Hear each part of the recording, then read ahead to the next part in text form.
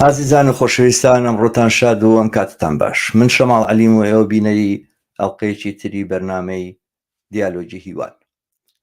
ئومێدەوارم بتوانن کەناڵی هیوا لە یوتیوب سەبسکرایب بکەن، ئەم بەرنامە و بەرنامەکانی تر وە کەناڵەکە بە دۆست و ئاشنانی خۆتان بناسێنن. ئەمڕۆ بڕیارمان وابوو کە بەرنمەیەکی تایبەت لەگەڵ ڕەحمانی حسێنزادە سەبارەت بە یەکگرتنەوەی هەردووباڵی حیزبی دیموکرات و شەڕخوازی حیزبی دیموکرات بەرامبەر بە ئازادی خوازان کۆمونیستەکان و کۆمەڵە لە ساڵانی هەشتایا بکەین لە پەیوەند لە گەڵ گفتوگۆیەکە کە مستەفا هیجری لەگەڵ بەرنمەیەکی تەلەڤیزیۆنی بیبیسیا کردبووی. بەڵام لە سەروبەندی ئامادەکردنی ئەم بەرنمەیە ڕووداوی کوشتنی ماها یا ژینە ئەمینی ڕوویداوە بۆ خۆی بوو بە ڕووداوێکی گەورە لە ئێرانە و بە تایبەتی لە کوردستانە و لەسەر تاسەری ئێران و تەنانەت بووە ڕووداوێکی جیهانیش. 40 ساڵە دوای هاتنە سەرکاری جمهوری ئیسلامی وا دیارە خەڵک لە بریەوەی خوایان لێ نزیک بێ لەخوا نزیک بن حکمی دینەوە نەساڵە وای کرد کە مەرگ لە هەموو شتێک لە ئینسانەکان نزیکترە. تقریبا هەفتە تێناپەڕێ ئێران شانۆ یاخود سەرچاوی هەواڵێکی دڵتەزێن کوشتنی کەسێک، تیرۆرکردنی کەسێک، تیرۆرکردنی لە زیندانە، خستنی ئازادی خوازانێک نەبێ. بەڵام ئەم جارە ئەم تاوانە بەرامبەر بە کچێکی 22 ساڵە ژینە ئەمینی کرا کە بۆ سەردان بۆ گەشت چوو بۆ تاران لەگەڵ براکەیە. ژینە ئەمینی لە شەقامێک لە دزیشی میترۆیەک ستێشن یاخود مەحەڵەیەکی میترۆ لە تاران لەلایەن ئەو پۆلیسەوە کە پێوتێ پۆلیسی ئەخلاق یاخود پۆلیسی ڕعایەتکردنی سەرپۆش یاخود حیجاب لە تارانە دەستگیر دەکرێت سەرڕای داواکردن پاڕانەوەی براکەی کە خوشکەکەی نەبن و ئەوان غەریبن لە تارانە بەسەردان هاتوون نەیبن لەگەڵ خۆیانە، بەڵام ئەوان گوێ بەوەژ نادەن و دەستگیرێکن و گوایە بۆ یەکێک لە کلاسەکانی ئێرشادیە بن یاخود نەسیحەتکردنێ بن، بەڵام دیارە ئەو کلاسانەی ئێرشاد کلاسی یاخود دەورەی ئەشکەنجەدان و لێدان و عەزیەتدانی نەفسی و جەستەیی ئەو ژنانەیە کە چەندتاڵێک مویان لەژێر حیجابەکەیانەوە دەرەکەوێ و سەرنجام ژینە گیان لەدەستدا لە 2 سەعاتی یا چەند سەعاتی زیندانی کردنیە ئەو گیان لەدەستداوە دوای چەند سەعات ڕەوانەی خەستەخانە کرێ. پاش 3 ڕۆژ مەرجی ئەو لەلایەن خەستەخانەوە ڕائگەیەنرێ، خەستەخانەی کەسرا. ئەم ڕووداوە ئەیتوانێت ڕووداوێکی ئاسایی بێ، یەکەم جار نییە کە ژنانەکەونە بەر شەلاغ، یەکەم جار نییە کە ژنان ئەشکەنجە ئەدرێن، یەکەم جار نییە کە جمهوری ئیسلامی بە شێوەیەکی دڕندانە کەسانێک کە تاوانیان تەنها ئەوەیە ئەو جۆرە جلەی کە جمهوری ئیسلامی کردوێتی بە قانون قوبوڵی ناکەن ئەکوژێن یاخود سزادرێن، توانی وەکو ڕووداوێک تێپەڕێ. بەڵام دۆخێک کە ئێران تایە ئەژی قوڵایی تووڕەییە کە لەم سیستەمە چەند ساڵە کەڵەکە ئەبێ، ئەم ڕووداوی کرد بە ڕووداوێکی زۆر زۆر نائاسایی. ئەمڕۆ هەر ئێستا بەر لە کەمێک من هەواڵم بیست کە بۆ شەوی دووەم لە شاری سنە خۆپیشاندان بەردەوامە هەواڵ هەیە کە لە مەهاباد خۆپیشاندان کراوە. ئەمڕۆ لە زانکۆی تاران خوێندکاران بۆ ماوەیەکی دوور و درێژەکە و کاریان نەکردو، دووبارە خۆپیشاندانیان کردووە لەگەڵ دەرکەوتنێکی بەرچاوی ژنانە و ستەم لە ژنان و ڕووداوێک لەو ڕووداوانەی کەم ستەمە بەرجەستاکاتەوە لە ئێرانە بوو بە سەرچاوی تەقینەوەی تووڕەیەکی گەورە و ئەتوانێ وەک بن و گەلێکی تریش پێشبینیەکە نەتوانێت سەرچاوی یاخود خاڵی وەرچەرخانێکی گەورە بێ لە کۆمەڵگەی ئێرانە و سەبارەت بە دەسەڵاتی ئیستیبدادیانە و تاوانکارانی جمهوری ئیسلامی ئێران. من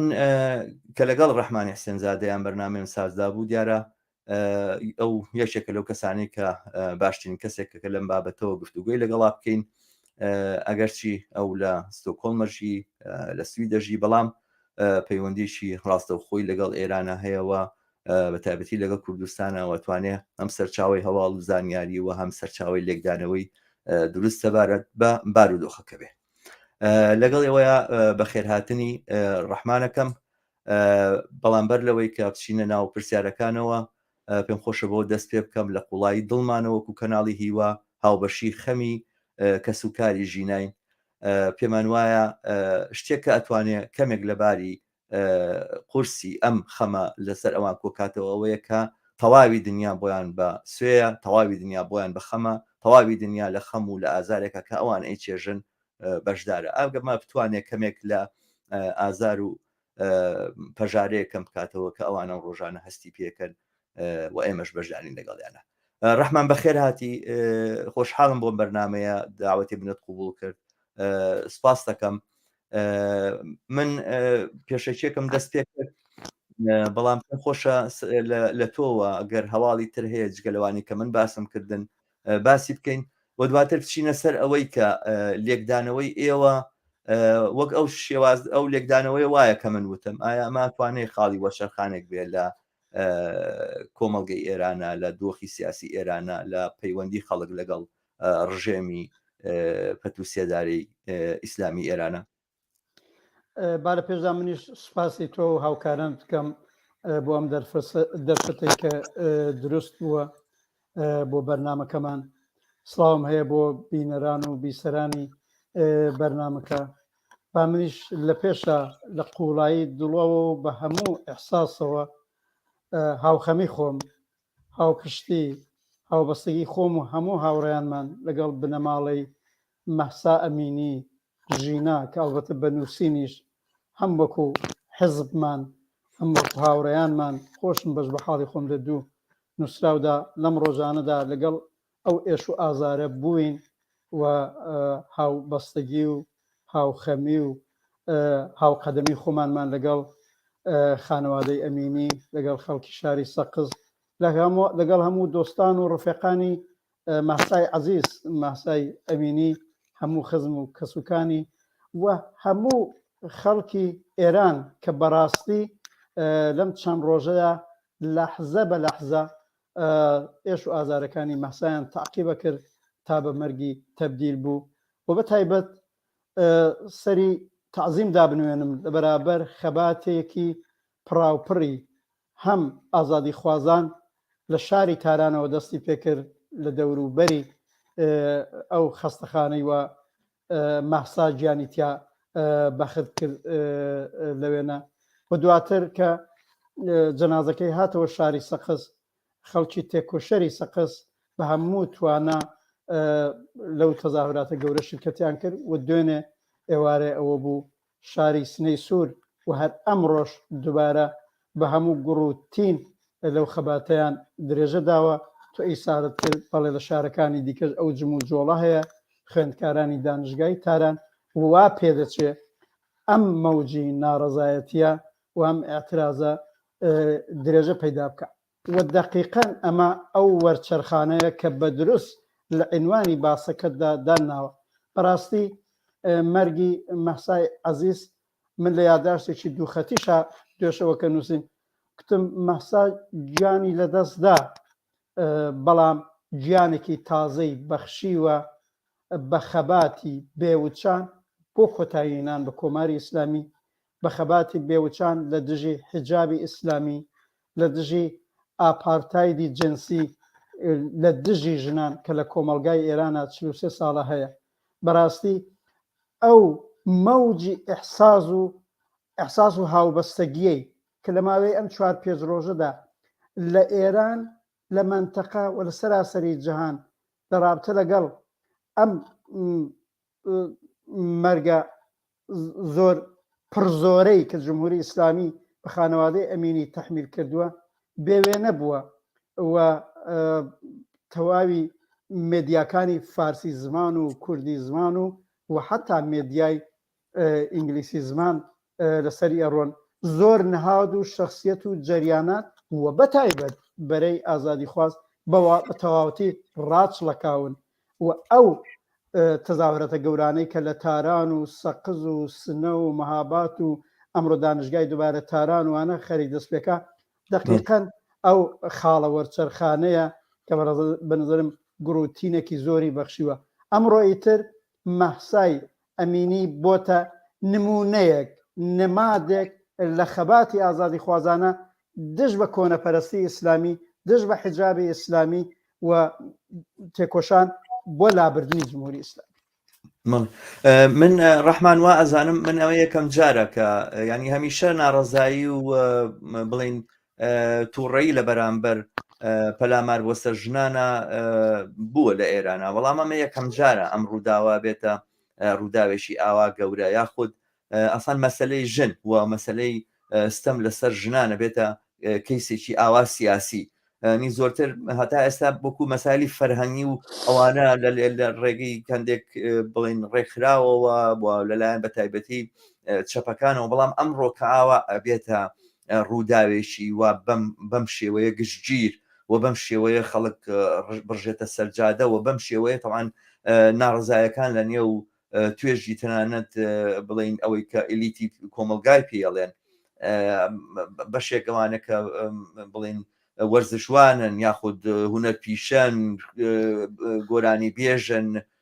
هونەرمەندن هەموو ئەمانە لەسەر تویتەرەوانە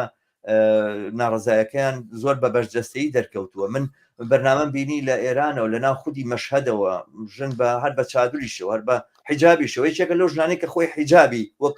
اختیارێک هەڵبژاردووە بەڵام لە ڕێگەی تەلەڤیزیۆنەکانەوە زۆر بە توندی زۆر بە ئاشکرا باسی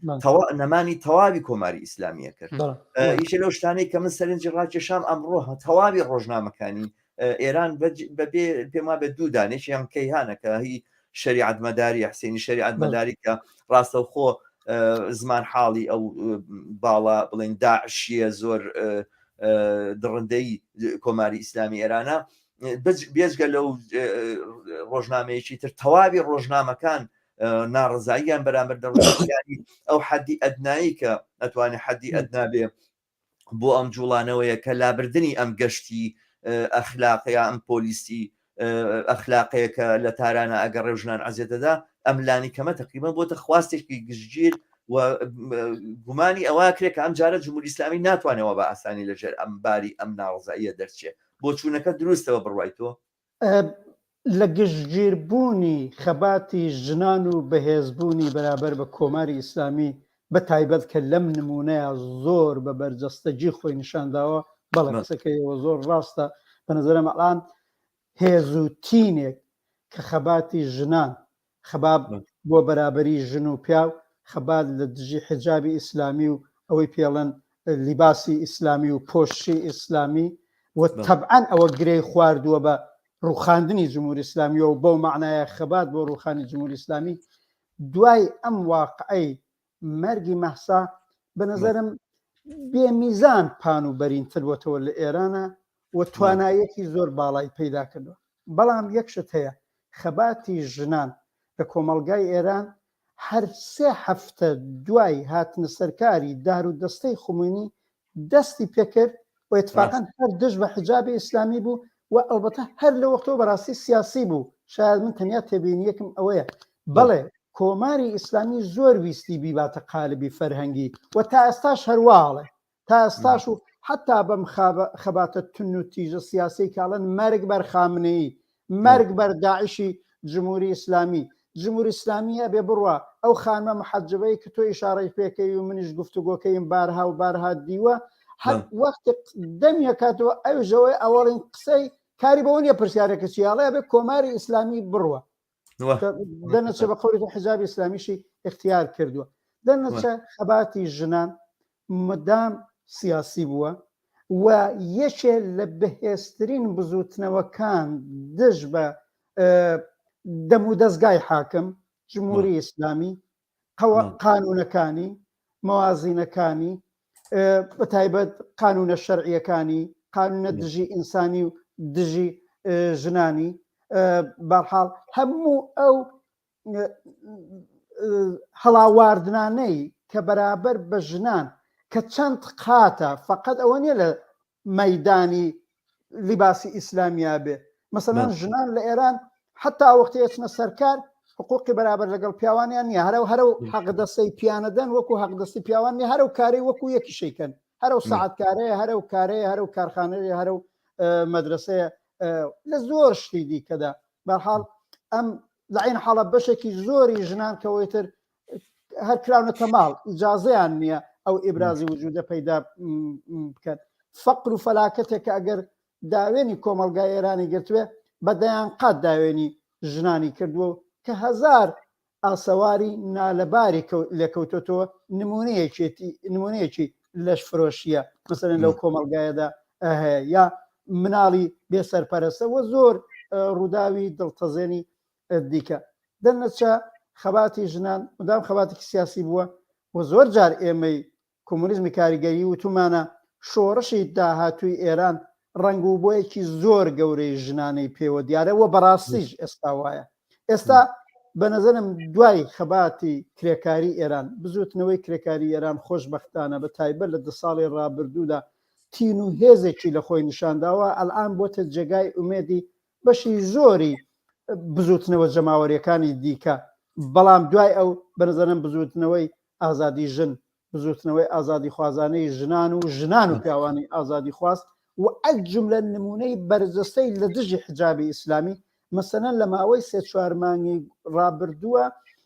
فۆکۆسی ئەسلی بزوتنەوەی بەرابەری خوازانەی ژن و پیا و بەرابەری بزوتنەوەی ئازادی ژن فۆکۆسی چۆتە سەر مەسلەی نەمانی حجاب و بەڕاستی دۆفاکتۆ ئەوەی پیاڵەن غێرە ڕسمی ئەلان بە معنایەکی زۆر ئەم حجابی ئیسلامی ڕعایەت ناکرێ و ئەلانەوە بینی تۆ دوێنێ لە تەزاوراتی شاری گەورەی شاری سەقزە ژنان تێکەڵ لەگەڵ پیاوان حجابەکانیان فەڕێدا و هەر ئەمڕۆ ئاعترازی شاری سنە تۆ تەماشاکەی ژنان بەشدارێکی زۆر گەورەیان هەیە بەبێ حجاب و پۆشتی ئیسلامی و هەر ئێستا خەبەرگەی کە مەسەلەن لە تەزاوراتی ئەم ئێوارەی شاری سنە 9 کەس بریندار بووە کە دوانیان ژنن دەرنەچە خەباتی ژنان ئەو ڕەنگە سیاسی هەمیشە بووە تەبعاً ڕەنگ تەقابل لەگەڵ فەرهەنگی کۆنەپەرستانەی ئیسلامی نەگەر ئیسلامی پیا و سالارانەش فەرهەنگی پیا و سالارانشی خزۆ زەر بەڵام ئەو مشاهدەی ئێوە کاملەن دروستە بە بۆنەی مەرگی مەحساوە کە ئەو نەبێ بە زەیانە بەرحاڵ ترۆریان کرد بەڕاستی ئەتوانن ئەمە نمونەی قەتڵی عەمدە ئەمە نمونەی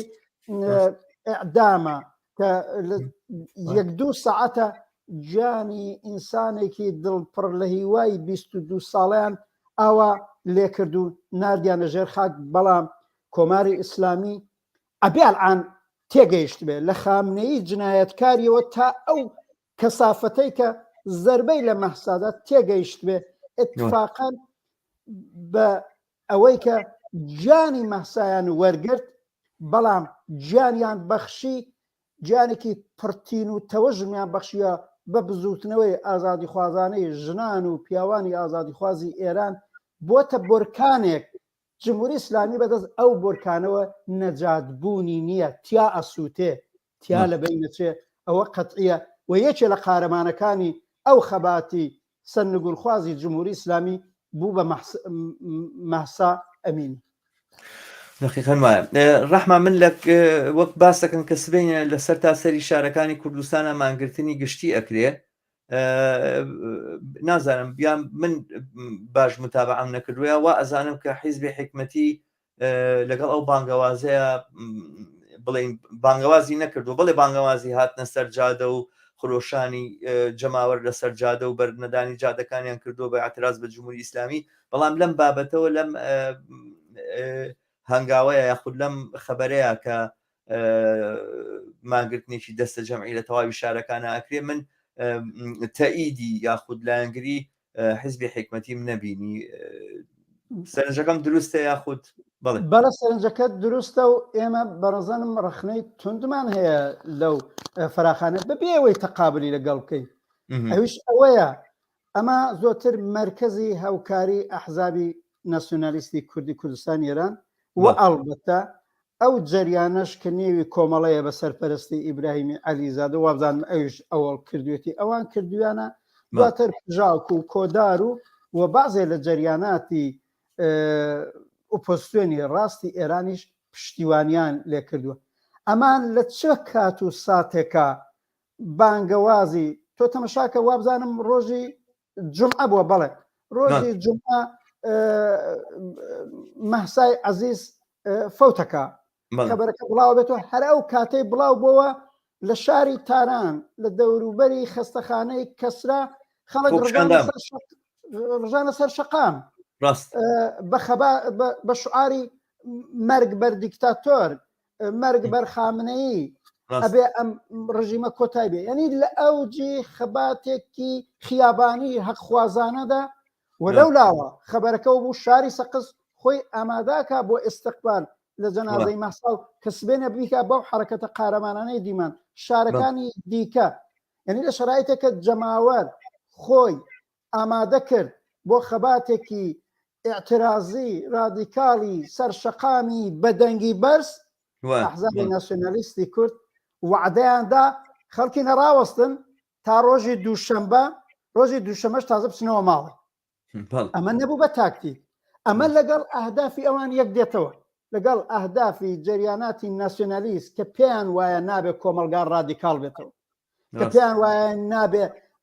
جەماوەری ژن و پیا و لاو و نەسڵ جوان بە رادیکالیزمێکی تەواو مەعنا بێنە مەیدان بە هەموو هێز بێنە مەیدان بە قودرەتێکی گەورەتر بێنە مەیدان ئەو وەختە چوون ئەوان ئەو فەراخانەیاندا بەڵێ ئێمە وەکو حزبی کۆمونیست کاریگەری حکمەتیست نەکەر ئێمە بەڵکە کۆمەڵە سازمانی کوردستانی حزبی کۆمونیستی ئێران خۆتەزانی ئەڵان زاهرن ئەو جریانەی غێری جریانی عەلیزادە منزورمەوەیە بەرحاڵ سازمانی کوردستانی حزبی کۆمونیستی ئێران ئێمە دوولایەنە بە یەکەوە هاوبەش هەر ئەو ڕۆژەی خەبەری مەرگی نابەوەختی مەحسا بڵاو بووە بانگەوازماندا بانگەوازی عینی عنوانی ڕاگەیاندنەکەمانەیە وتمانە جەماوەر بڕژێنە سەر شەقام بەدەنگی بەرز بە شعاری رادیکاڵ بە هەرچی لە تواناتانە هەیە بە هەرچی تووڕەیی و نفرەت هەتانە بەرابەر بە جمهوری ئیسلامی و بەرابەر بە کۆنەپەرستی ئیسلامی و بەرابەر بە پیاوسالاری و بەرابەر بە ژن کوژی و بەرابەر بەم زوڵمە گەورەی کە لە مەحسا و لە خانەوادەی مەحسا کراوە بە نظرم ئەو بانگەوازەی ئێمە لەگەڵ ڕۆحیەی جەماوەر جوود بوو هەر بۆیە لە شاری تاران ئەو خەباتە دەستی پێکرد هەر بۆیە لە سەخت منەوەی دعاە ناکەم گوایە لە نەتیجەی ڕاگەیاندنەکەی دوولایەنەی ئێمە حتممە تەسیری بووە ئێمە ئازارێکی سیاسین حزبی کۆمونیست کارگەری حکمەتیست و کمیتەی کوردستانەکەی کۆمەڵە سازمانی کوردستانی حزبی کۆمونیستی ئێران ئەو بەشە رادیکاڵ و چەپەی کە هەیە لەو چوارچێوەیە ئێمە هاوکاریمان لەگەڵ هەیە نفوسکەلامان هەیە حزورمان هەیە لەو کۆمەلگایەدا کەس و هەڵسوڕاوانی خۆمانە هەیە تێکۆشاون زەحمەتیان کێشاوە بۆ ئەوەی ئەو خەباتە لە سەقز و سنە و ئەلان بەرەو شارەکانی دیکەش ئەڕوە مناڵم حتممە تەسیری بووە مهمتر پتانسیەل و توانایی خەباتەکە لە نێو کۆمەلگادا ئەوە بوو ئەوەی ئەخواست کە ڕوویدا ئەوەی ئەخواست کە دوێنێ لە سەقز لە سنە ئەمڕۆ دوبارە لە سنە لە مەهاباد لە دانشگای تارە ئەم بانگەوازەی ئەحزابی ناسیۆنالیست لە دوا بوو و لە دوایە تازە قەرارە سبەینێ بە حاڵمان گرتن سبەینێش چی ئەمڕۆ خەڵکەوە دوبارە لە شاری سەقز ڕژانەوە سەر خیابان و تا ئێستا 9 کەسیان لێ بریندار بووە لە شارەکانی دیکە ڕەنگە بڕژێنە سەر خیابان ئەمڕۆ لە بووە ئەوان سبەینە بە خەڵکەڵەن بڕۆنەوە ماڵێ یعنی ئەم بە زمانە لاتینەکەی ئەڵەن ئەم تێمپۆیە نازان ئەم تەوەژمەی کە قایتن لە درێژەی تەزاوراتی گەورەی دوێنەی سەقز سنە ئەمڕۆ سنە شارەکانی دیکە ئەبواە دەست ببرایە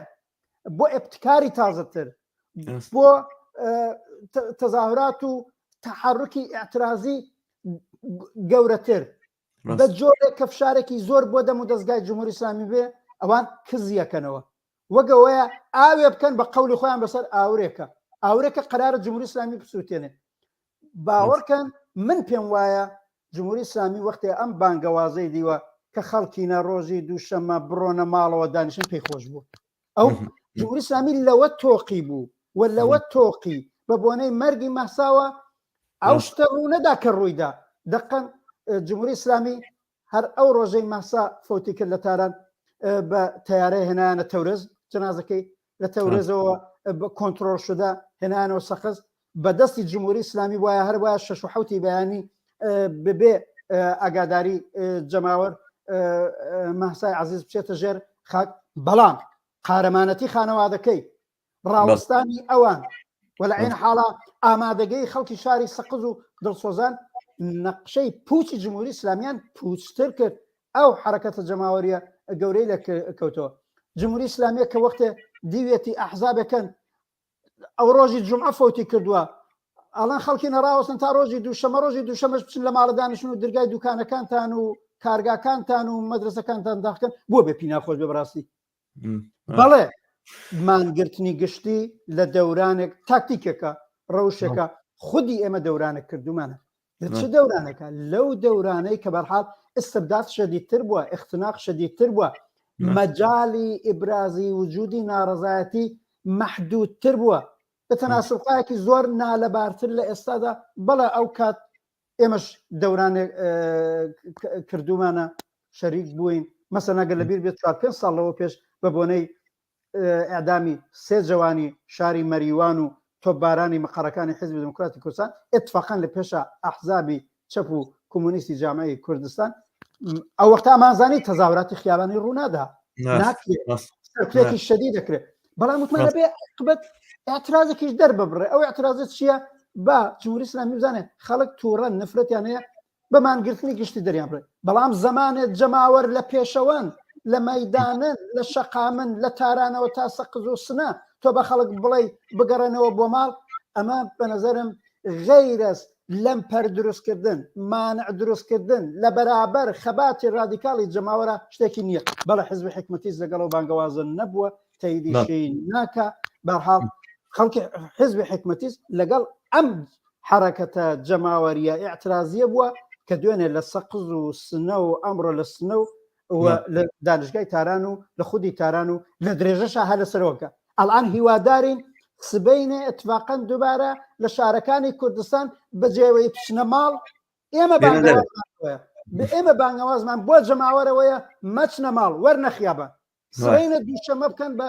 ڕۆژی پرخرۆشانی تەزاوراتەتی زۆر گەورەتر با هەم جمهوری ئیسلامی لێ حاڵی بێ خەڵک بە شدەت تووڕەن نفرەتیان لێ هەیە ئەیانەوێ عمری تەواوکەن با ئەحزابی ناسیۆنالیستیش لێیان حاڵی بێ ناتوانن لەم پەر دروستکەن ناتوانن مانع دروستکەن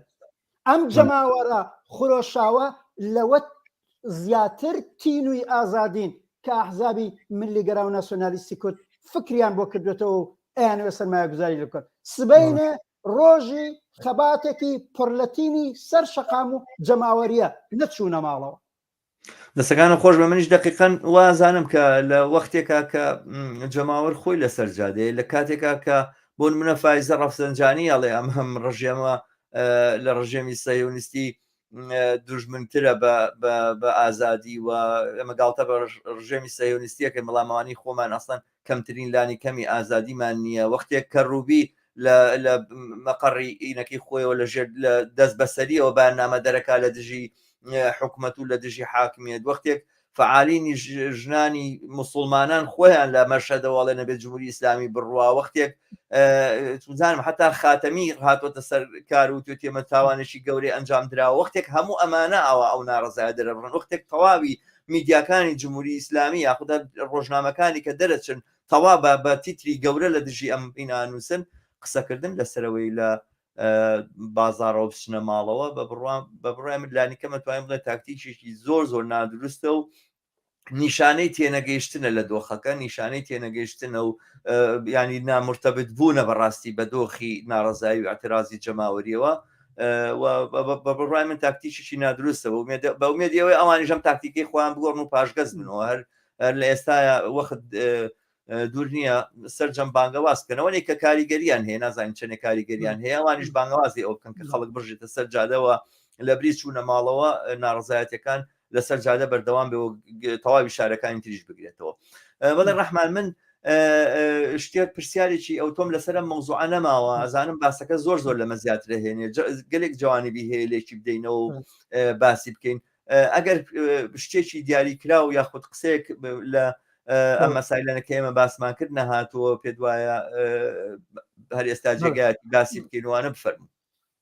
بەرحاڵ لە چوارچەوەی بەرنامەکە دەست خۆش بێ ئەوە فقط یەک دقە یەک شتی کە تەکیت بکەمەوە تێبینیەک ئەوژەوەیە ئەم قسەی تۆ زۆر ڕاستە کە ئەم تاکتیکەی ئەحزابی ناسیۆنال کرد زۆر بە زەرەرە زۆر هەڵەیە زۆر نادرستە بەڵام بەڕاستی لە تێنەگەیشتنیانەوە نییە دقەن لە تێگەیشتنیانوەیە بەو معنایە بەڕاستی ئەحزابی ملی و ناسیۆنالیست کوردستانی ئێران ئاگاداری بەرحاڵ ئەو ڕادیکالیزمە چەپگەرایانەی کە لە کۆمەلگای کوردستانە هەن ئەزانن ئەوان ئەوە تەجروبەی قەدیمە تەجروبەی ئێستایە لێی نەگەرانن هەرچی زیاتر ئەو ڕادیکال بوونەوەیە بە خەباتی جەماوەری و ئێعترازی و سەرنگونی خوازانە ئەگەر بەرجەستەتر بێتەوە هێزی چەپ و کۆمۆنیست و ڕادیکال تیا قەویترە بن دقیقاً هاتوون هەم نیشانی بدەن گویا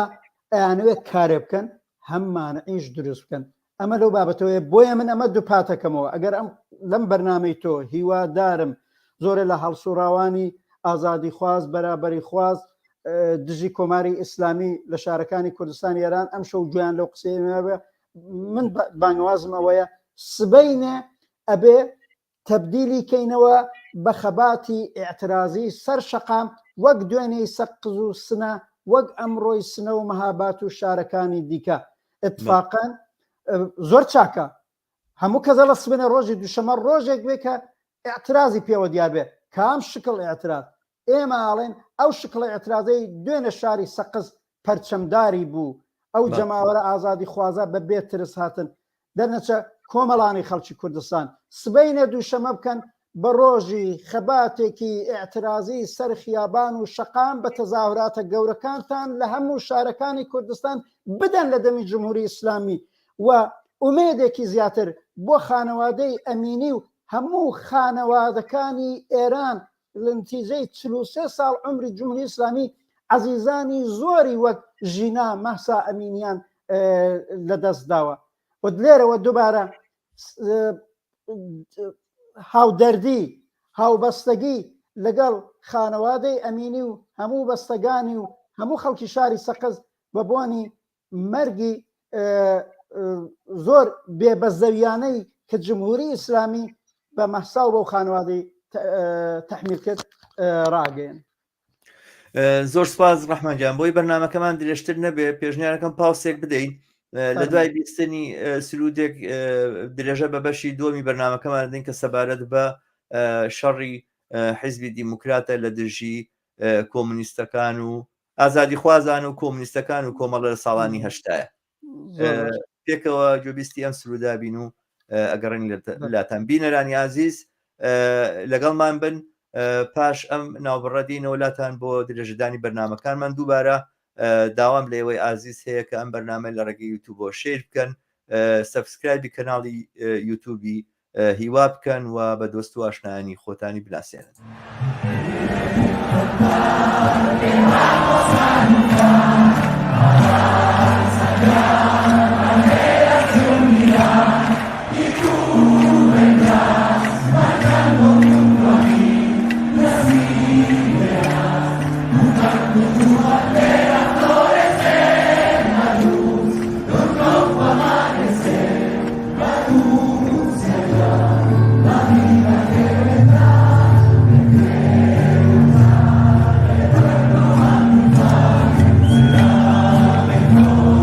Amen.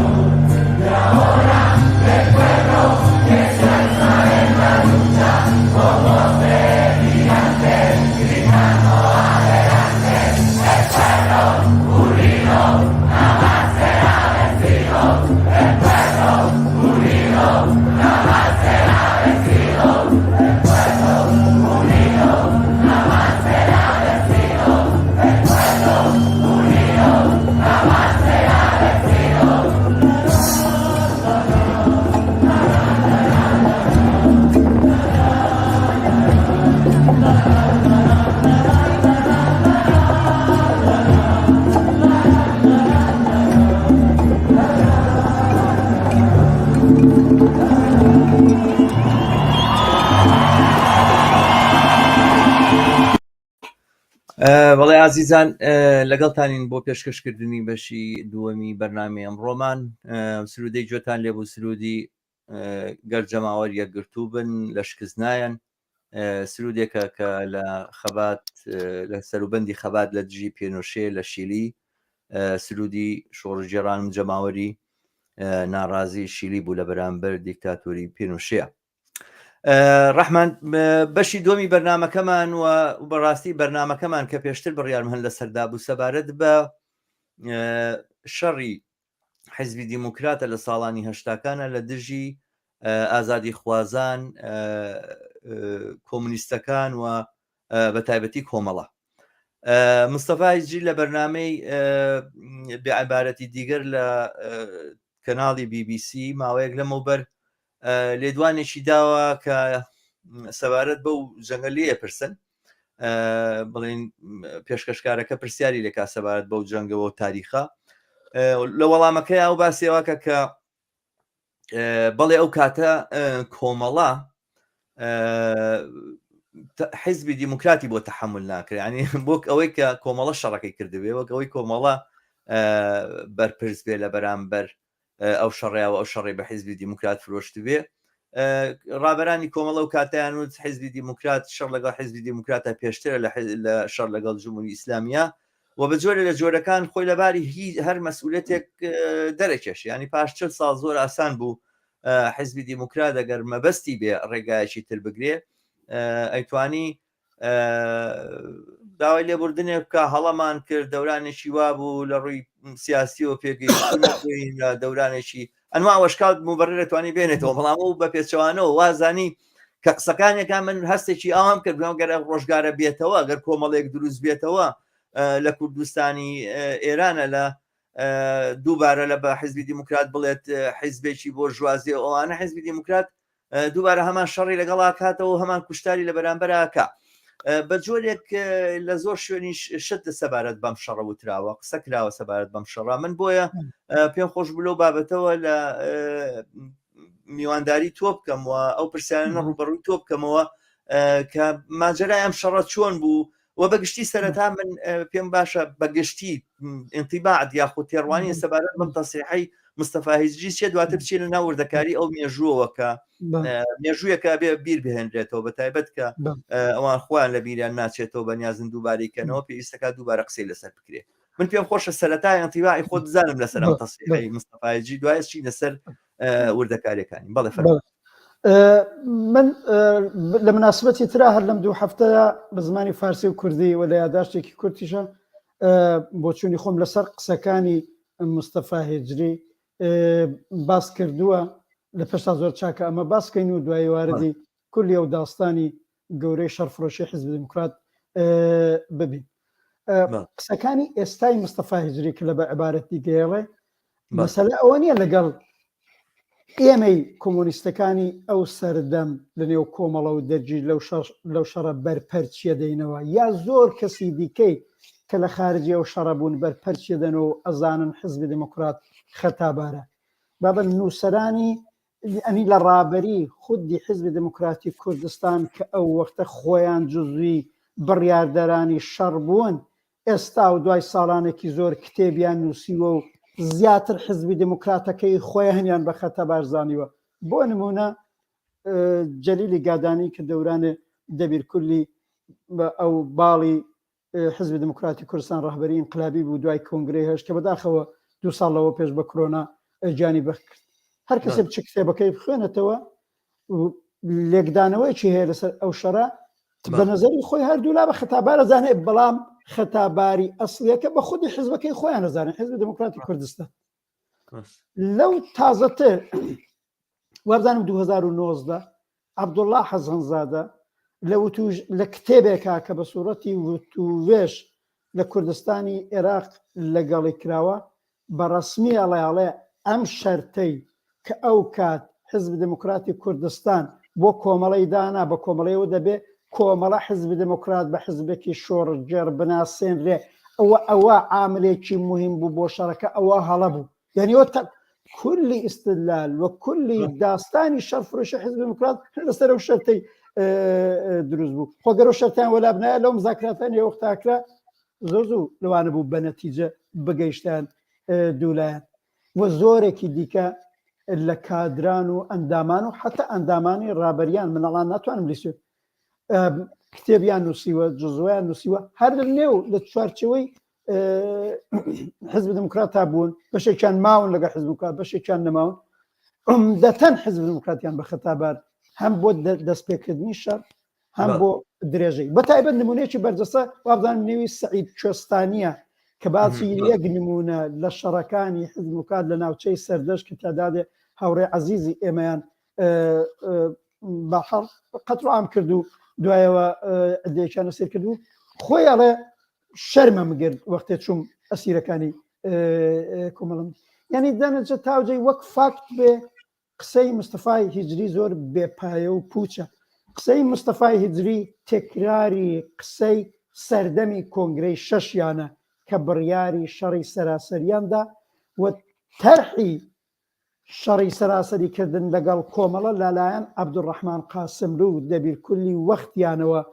بەرحاڵ تێئۆریزە کرا لە کۆنگرەی شەش هاتە مەیدان لە پلنومی دوای کۆنگرەی شەش کە ماگەڕێتەوە تەقریبەن ساڵی شەمسیەکەی بە تاریخی ئێرانیەکەی بەخشە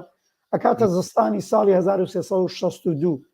وابزانم بە میلادیەکەی توانین بڵێن 1970 ئەو وەختە بوو بڕیاری شەڕە ئەو کات هەرم ئستدلالانەی ئێستا مستەفای هیجریەی کە واڵێ کۆمەڵەیە بەوەی کە یەک تازاوەختە نێوت حزب دموکرات ئەوە خۆ بە زلزان بوو وە قاسملوش ئەو وەختە خۆ نێوت کۆمەڵە تەحملمان ناکرد ئەی کۆمەڵە بە ڕەسمیەتی ناناسێ ئێمە هێزی یەکەمی کوردستانی کۆمەڵە بە ڕەسمیەتی نازاناسێ ئێمە هێزی شۆڕەتجێڕین کۆمەڵە بە ڕەسمیەتی ناسێ بێ ئەو هێزی دەسە دوو دەسێ لە کوردستان ئابێ و حزبی کوردستان حزبی تاقانەی حزبی دموکراتی کوردستان حزبی تاقانەی کوردستانە جالبە خومینیات وە سەرکارەیوت حزب فقط حزب الله ئەو وە سەراسەری ئێرانم شعارەی بوو خومینی فقط حزب فقط حزب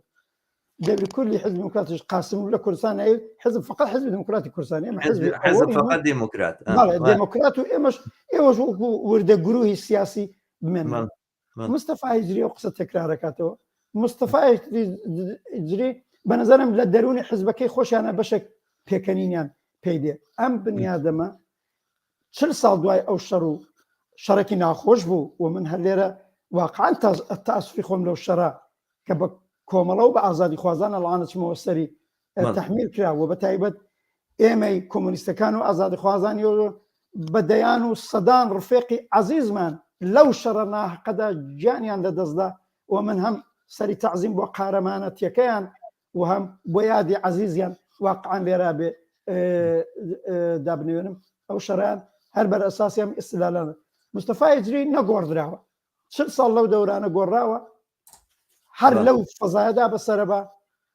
ئەوەی وەکو دوگمێک وەکوەوەی عاقبەت ئەم بنیادەمە ئەم 40 ساڵە دنیای نەدی بێ ئەم لێکدانەوانەی نەدی بێ کتێبی هاوسەنگەرەکانی خۆی کە نووسیویانە و وتویانە با بە حزب دموکرات ئەساساً خەتابارە و دیارە بە ئاخرین کتێبی خودی عەبدوڵڵا حەسەنزادەی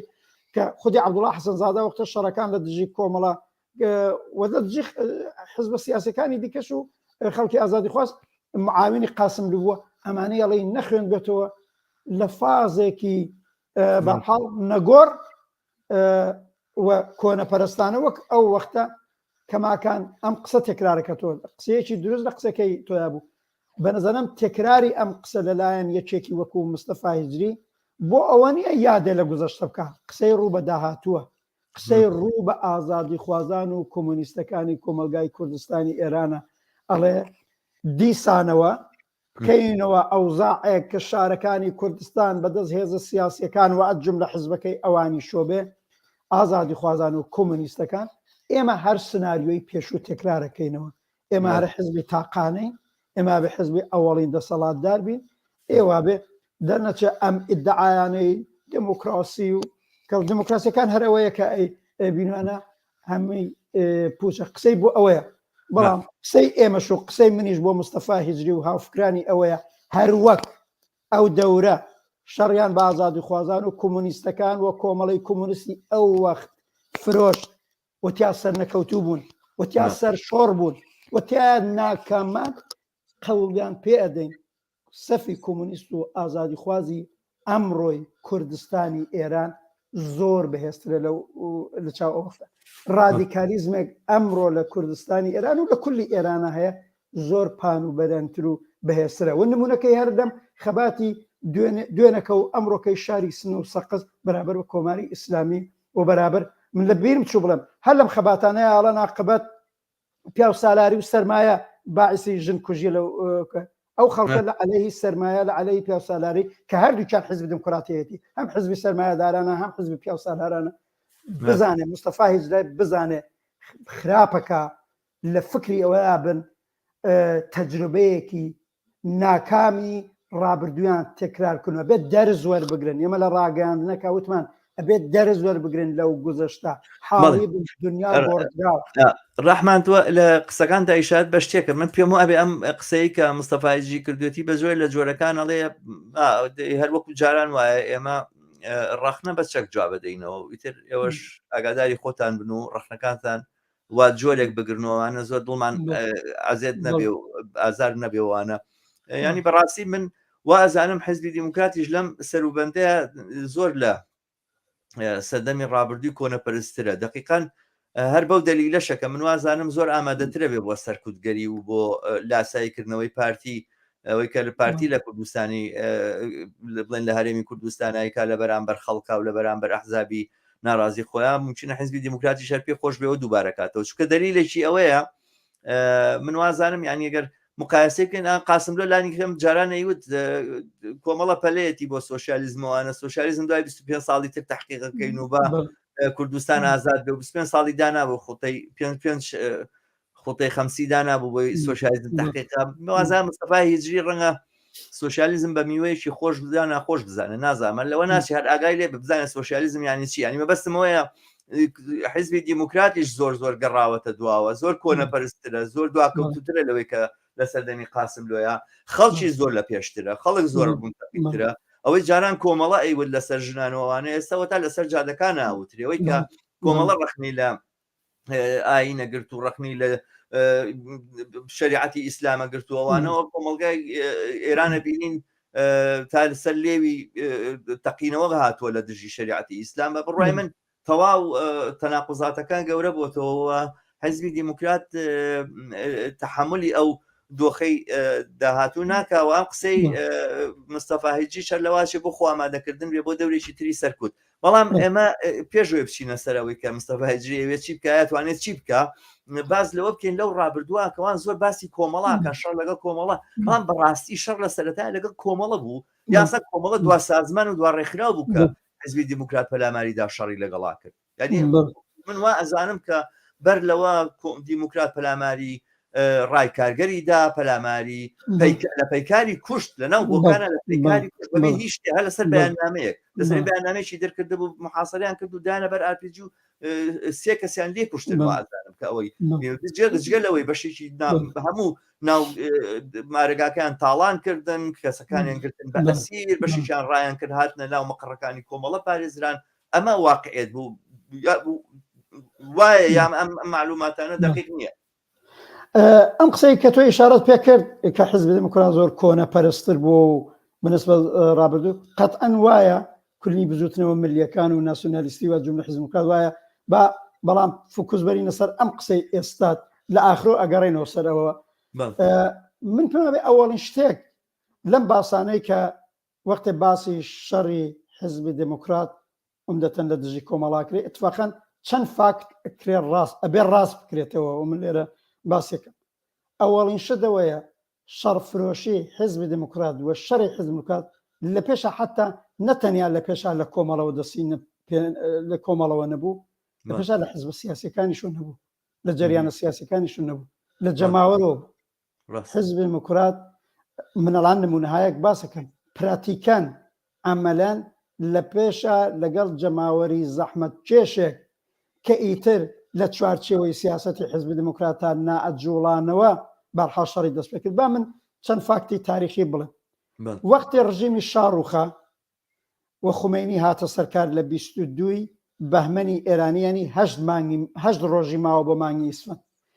لە هەفتەی ئەوەڵ حوتوی ئەوەڵ یا دووەمی مانگی ئیسفەندی یعنی تقریبان 3 هەفتە لە هاتنە سەرکاری خومینی بوو. حزب دموکرات یەکێ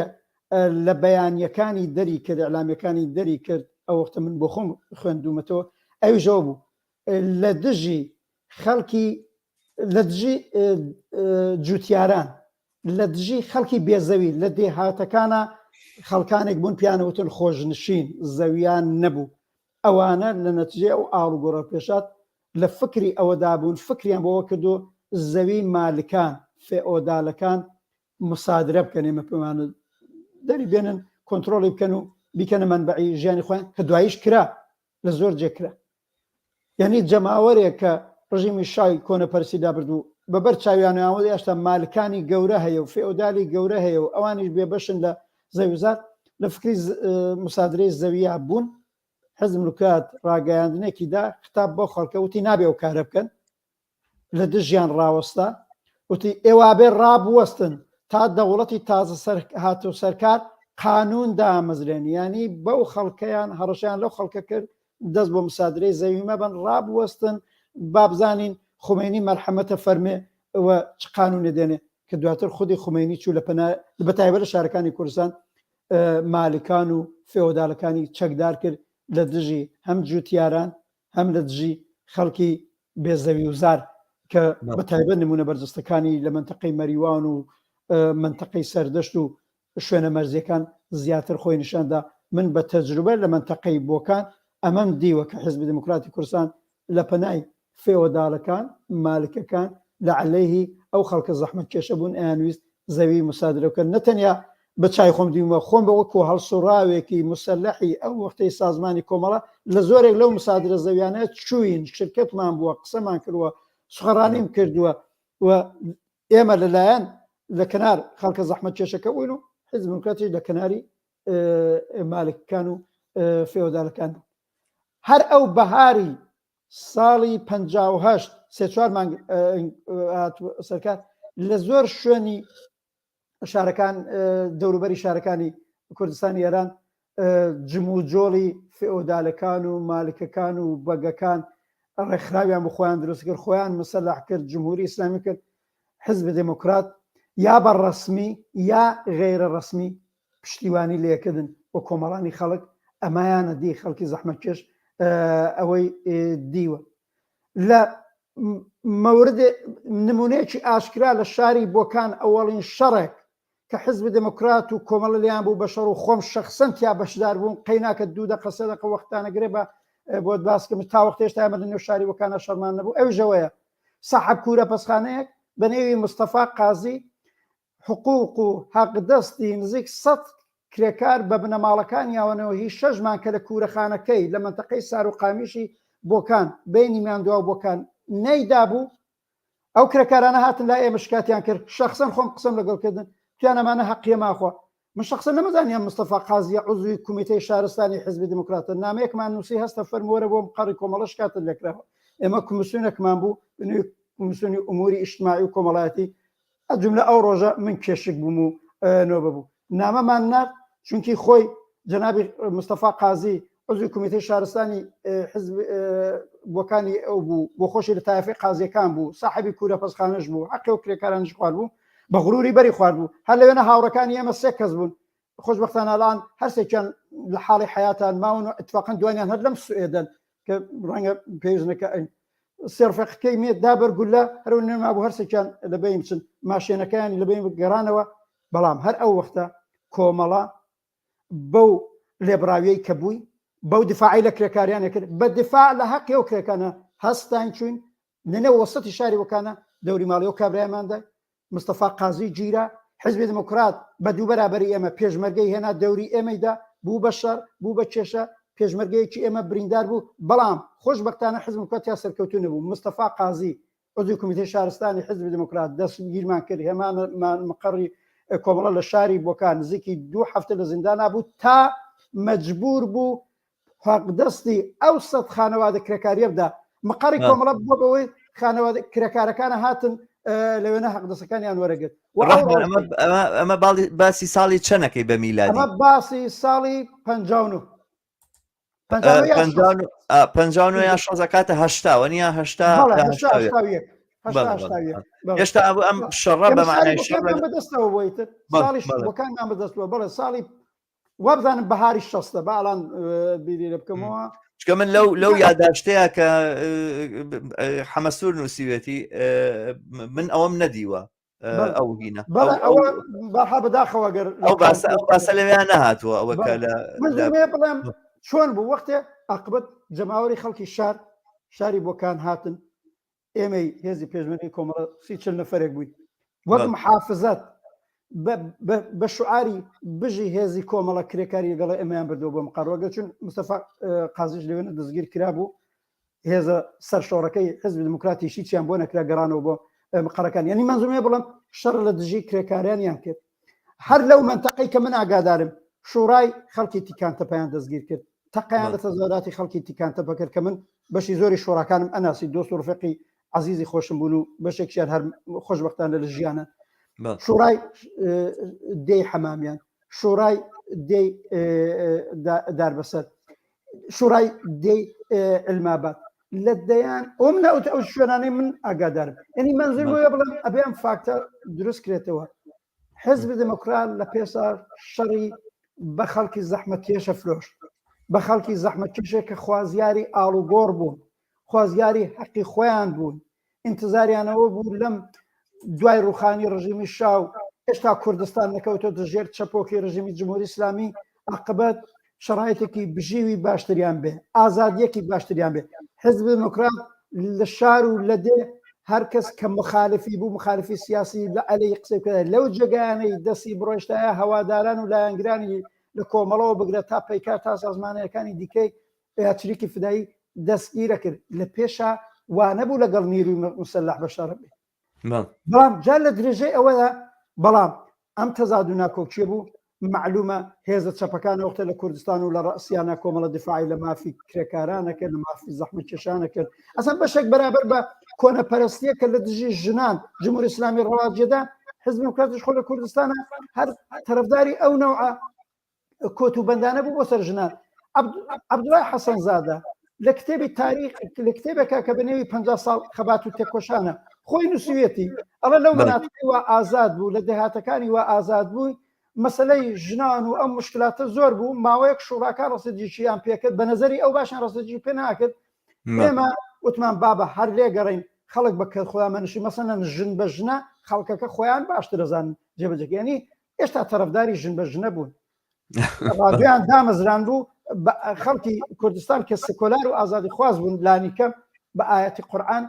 دەستیانە کۆنەپەرستی ئیسلامی کۆنەپەرستی مەرسالانانە بە تۆری واقعی زیندوو کردو هەر بۆیەکانە بە دوای سەوداوە بوون لەگەڵ ئەمەوێ بڵێم ئەوەڵین شت ئەوەیە شەڕی حیزب دموکرات لە پێشە لە دژی زەحمەتکێشانە لە دژی کرێکارانە لە دژی ناڕازیانی نێو جا دواتر بەڵێ لە کوردستان و لەو جێگانەی کە کۆمەڵەی بە مڵۆزمی خۆیەزانی دەستی کرد بە شەڕی ناوچەی ئیترەوە و ئیسارەت پێکرد کتێبەکەی هاوڕە حەمەسوور بە نظرم منبعێکی زۆر غەنیە لەو بابەتەوە لە ساڵی لە هاوینی 58ەوە ئەن هێشتا کوونە کەمتر لە 6 حومان دوای هاتنە سەرکاری خومەینی ناوچە بە ناوچە لەو شوێنانەی شەڕی ناوچەیی شەڕی محەلی شەڕی منتەقەی ئەجملە بە کۆمەڵە فرۆشتووە حەمەسوور باسی کردووە هەر کۆمەڵەش نەبووە لەو نمونەی توەکە بە ڕاهی کارگەر تازە ڕاهی کارگەر واقعەوەختە بە لە حەزی سیاسی زۆریان لێ نزیک بوو چریکی فدایی کۆمەڵی یەکسانی بابە کۆمەڵی یەکسانی خوار سوسیالیزم نەبوو خۆی بە چەپ نازانی کۆمەڵی یەکسانی بوو خۆی بە جریانێکی ملی گەرازانی لە دژی کۆمەڵی یەکسانی چونکی حزب دموکراتی قبول نەبوو دەنەچە شەڕی ناوچەی لە دژی کۆمەڵە شەڕ و بە تایبەت یەکێ لە جنایەتە گەورەکانیان ئەو نمونەی پەیکارە کە لە شاری بۆکات بەداخەوە ئەو ڕووداوەکە ڕوویدا ئەو هەرو کاتە مقڕی کۆمەڵە و پەیکار ڕوبەڕوو یەکتری بوون ئێمە شاهدی و جنایەتیان بووین شاهد بووین و دیارە سیان لە هاوڕێیانی عەزیزیان گیانی باکرد کە یەکیان خەڵکی شاری بۆکان بوو بنەوی تاهیری ئیبراهیمی بەڕاستی من شخصن دۆستایەتی شخصیم لەگەڵی بوو ئەوەندەش ئینسانێکی عزیز کۆمونیستێکی بەرجەستا ڕۆشنبین ئەو جنایەتیان کرد کە باسیکە دەرنەچە ئستدلالی حزب دموکرات چی بوو هەرەوە بوو ئەیوت ئێمە حزبی حاکمی کوردستانی ئێمە حزبی ئەوەڵی کوردستانی خۆیان نازناوێکیان بخۆیان دانابوو ئێمە حزبی خۆشەویستی گەلی کوردین ئێوەژە بێ پێمان بڵند حزبی خۆشەویستی گەلی کورد ئێمە بێ پێمان بڵند حزبی شۆڕەجێری کوردستانی قسەکەی ئەوە بوو ئەگەر خمەیلێ سەراسەری ئێران ئاڵێ من تەنها حاکم و حزب فقط حزب الله لە کوردستانیشە تەنیا یەک حزبی دموکراتە ئەگەر تابعی حزبی دموکراتە بن زۆر چاکە بڕۆن هەڵسوڕان کرد دەرنەتیجە پەیکار مەگەر چی کرد بوو لە ڕۆژنامەکەیانە مقالەیەکیان لە دژی حزب دموکرات و بەحاڵ حزب دموکراتیان بە دژی شۆڕش بان کردبوو وا بزانم بە قەولی خۆیان بەڵگەیەکیان لە ساز و سەودا و معاملەی بینی قاسملو لەگەڵ ڕژیمی بەعس یا لەگەڵ ئەحزابی بورژوایی لە ئوروپا وەک بەڵگە یعنی لەسەر عەقیدە لەسەر بەیان لەسەر ئازادی بەیان لەسەر ئازادی عەقیدە عەقبەت و حملیان بە پەیکار کرد خلاصەی قسەی حزب دموکراتەوە بوو کە ئەبێ ئازادی سیاسی وجودی نەبێ ئازادی عەقیدی وجودی نەبێ ئەبێ دەستەبەر کرێ ئەو جۆرەی کە حزب دموکراتی دەنەچە ئەمە ناوەرۆکی شەڕفرۆشی حزب دموکرات بوو کە ئەگەر لە ئیدامەکەیە پێت باش بوو لە چ زۆر چاکە من ڕەحمان بەڵێ من یەک بڵێ شتێک تێکستێک لە ئینەوە لە نامەیەکی قاسملۆوە ئەخوێنمەوە دواتر پێم خۆشە بزانم ڕۆڵی خودی قاسملۆ لە شەڕەیە چی بوو ئایا قاسملۆ مەسەلەن بڵێن قسەکە ئاوا بوو زوو حزبی دموکرات تەبلیغیان نەکرد ئێوە بە ئێماڵێن بۆ ژوازی و ئێوە بە ئێماڵێن ناشۆڕژێر و ئێوە بە ئێماڵێن کۆنەپەرست و ئیتی پێشمەرگەکانمان بۆ کۆنتترۆل ناکرێت و لەبەرەوە ئێمەش ناچارین ئێمە ناتوانین عواتفی پێشمەرگەکانی خۆمان کۆنتترۆلکەین تو ڕابن لێتان و شەڕەفرۆشن بەڵام من تێکستێکی قاسملۆ هەیە لە نامەیەکی هاتۆ بۆ هەرکو بۆ کۆمیتە مەرکەزی خۆیانی نووسیوە لە شوێنێکاڵێ ئێمە لەگەڵ کۆمەڵا شەڕی خاک و بەرزایی ناکەین مەبەستی ئێمە ماندووکردن و زەربە لێدان و کەسکردنی کۆمەڵەیە تکایەوەتان لەبیر نەچێت ئەمە ئیترەمە خۆ دیارە ینی بە ئاشکرا مەبەستەکەی لێرەیان مەبەستی شەڕەکە ڕۆشن دیارەکە نەخشەیەک بووە دانراوە لەلایەن حزبی دیموکراتەوە ڕابەرایەتەکەی ئاگای لێ بۆ لەو یاداشتانەی کە حەمەسوور هاوڕە حەمەسوور نووسیوێتی من لە زۆر جێگا بینیومەکە بەسەلەن بۆ نمونە بە ئاشکرا پەلاماری مەقڕێک دراوە لەو پەلامارەیە ئەسیر گیراوە کەس گیراوە دەست بەسەر بەبێ چەکی پێ نەبووە ئەسیر بۆ لەبەر دەستیانە گول لە بارانیان کردووە داوا کراوە لە حیزبی دیموکرات فقط بە تەنها ئەوەندەکە ئیدانەی ئەم کارە بکە محکومیکە تاوانکاران بناسیێنەوە با دادگایەکی بڵێن عادیلانە حکمی عادیلانیان بەسەرا سەربێنێکە تاوانکارنەوەوانە نەک تەنها قوبوڵی نەکردووە کە ئەم محاکەمەیە بکرێ و تاوانبار بناسیێنێت تەنانەت ئیدانەی ئەم جۆرە تاوانە نشی نەکردووە ڕۆڵی قاسملۆ لەم شەڕەیە چی بوو زۆر باسەکرێکە وانە بووە و کەسێکی مسەقف بووە و دوایە گوایە ڕۆشنبیر بووە و لە غەرب خوێنێتی دکتۆرای هەبووە و ئازادی سیاسی زانیوە بەڵام ئەفرادەکانی حیزبی دیموکرات وانە بوون حەقەت چۆن بووە ئەوەی حزب دموکرات ئەوەی بەخشە قاسملۆ دانشگای دین بوو دانشگا چوو بوو لە ئوروپا چ بوو لە پراگ چ بوو لە دەرسی خوێنبوو هەمووان وایە بەڵام مەگەر زۆرێک لە سەرکردەکانی سیاسی بەتایبەت جەریانەتی بورژوا لە دنیا هەروانین مەگەر تەحسیلیان نەکردووە مەگەر دەرسیان نەخوێندووە مەگەر ڕۆشن بە ئیستلاح ئەقبەت مەسەلە منفعەت و مەسلحەتە حزب دموکراتی کوردستان حزبی چینی دەستباڵا و دەستڕۆیشت و چینی دارای کوردستانە و بەتایبەت ئەو وەختەش و ئێستاش چینی سەرمایه‌داری کوردستانە اتفاقا قاسملووی تەحسیل کردەی بورژوا قازانج و بەرژەوەندەکانی چینی چەوسێنەر چینی سەرمایه‌داری کۆمەلگای کوردستانی باش ئەزانی بۆیە دەستی برد بۆ شەڕە تۆڵێ ڕۆڵی چی بوو تەڕاحی و شەڕە بوو تەڕاحی شەڕی حزب دموکرات چ شەڕە ناوچەیەکانی چ دوایی کە بە تایبەت بوو بە شەڕی سەراسەری لە کۆنگری شەش ئیدە و پێشنیاری عەبدوڕەحمان قاسملو بوو قاسم لوانە بوو ئەگەر مەسەرەن یەکێتر لە کومیتە ناوەندەکەیان لە کۆنگرەی 6 تەرەح بێنێ بۆ شەڕی سەراسەری و مخالفەتی لەگەڵ بکە تەرحی ئەو ئەندامەی تری دەفتەر سیاسی یا کومیتەی ناوەندیان دەست باڵا پەیدا بکە. قاسم لو ئۆتۆریتەیەکی گەورەی لە نێو حزبی دموکراتی کوردستانە بوو و هەموو بە گوێیانەکە بە فاکتیش هەرە و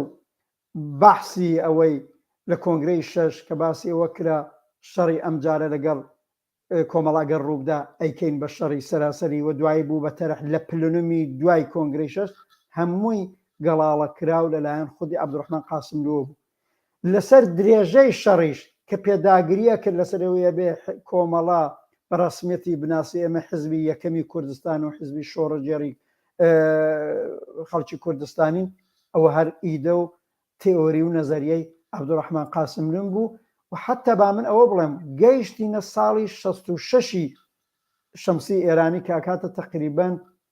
1986 میلادیەکەی 6 جەریانی سیاسی کە وەختە مەسەن ڕایکارگەر بوو، دوو باڵ چریکای فدایی بوون، کۆمەڵی یەکسانی بوو، دەفتەری شازدینی حوسینی بوو، بەڵا 6 جەریان بوون. ئەمانە هەیئەتێکیان پێکێنا تقریباً 2 ساڵ لە شەڕەکە زیاتر گوزەرا بوو. ئەوانە هەیەتێکیان پێکێنا بەڵگەکانی هەرماوە نامیلکەکانی هەرماوە کەوتنە بین کە ئەم شەڕە کۆتایی پێبێ. بەڕاستی لەو وەختەدا قاسم لۆ لە ئەوروپا بوو، هەیئەتی ئەم 6 جەریانە ئاهاتوە چوو. ئەو وەختە مەقەڕە مەرکەزیەکانی ئێمەی کۆمەڵە لە مالومەی کوردستانی عێراق بوو، ئەوانیش لە گەورەدێ شتێکی ئاوای نێو بوو، ڕوبەڕووی دوور نەبووین، ئەهاتن و ئەچوون. باوەڕکە بەشێک لە ڕەهبەری حزب دموکرات کە لێرە لە محل بوون ئەو وەختە لە کوردستانی عێراق بوون، دەرەجەیەک تەمایلیان نیشاندا بوو کە نەرمیەک بنوێنن بێنە پایەوە. قاسم لۆ لە ئەوروپاوە کە گەڕاوە تێکیدا چۆوە سەر هەر ئەودە، یانی ئەوەی زەمینەیەک دروست کرا بوو کە بە دەست پێشکەری ئەو 6 جەریانە بەرەو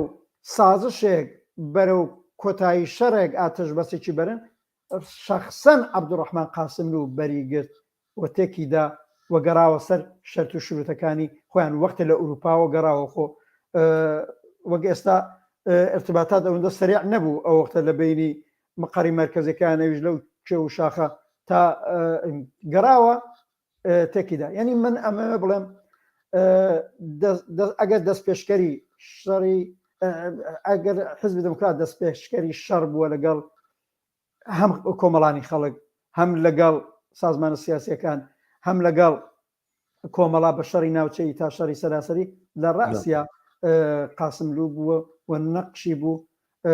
واقعەکەشوێت تا ئەو ما بوو ئەوان ئاتژبەسیان قبول نەکرد. ئەو دوایی لە ئیدامەی باسەکە ڕەنگە بچینە سەری کە لە جەیەکە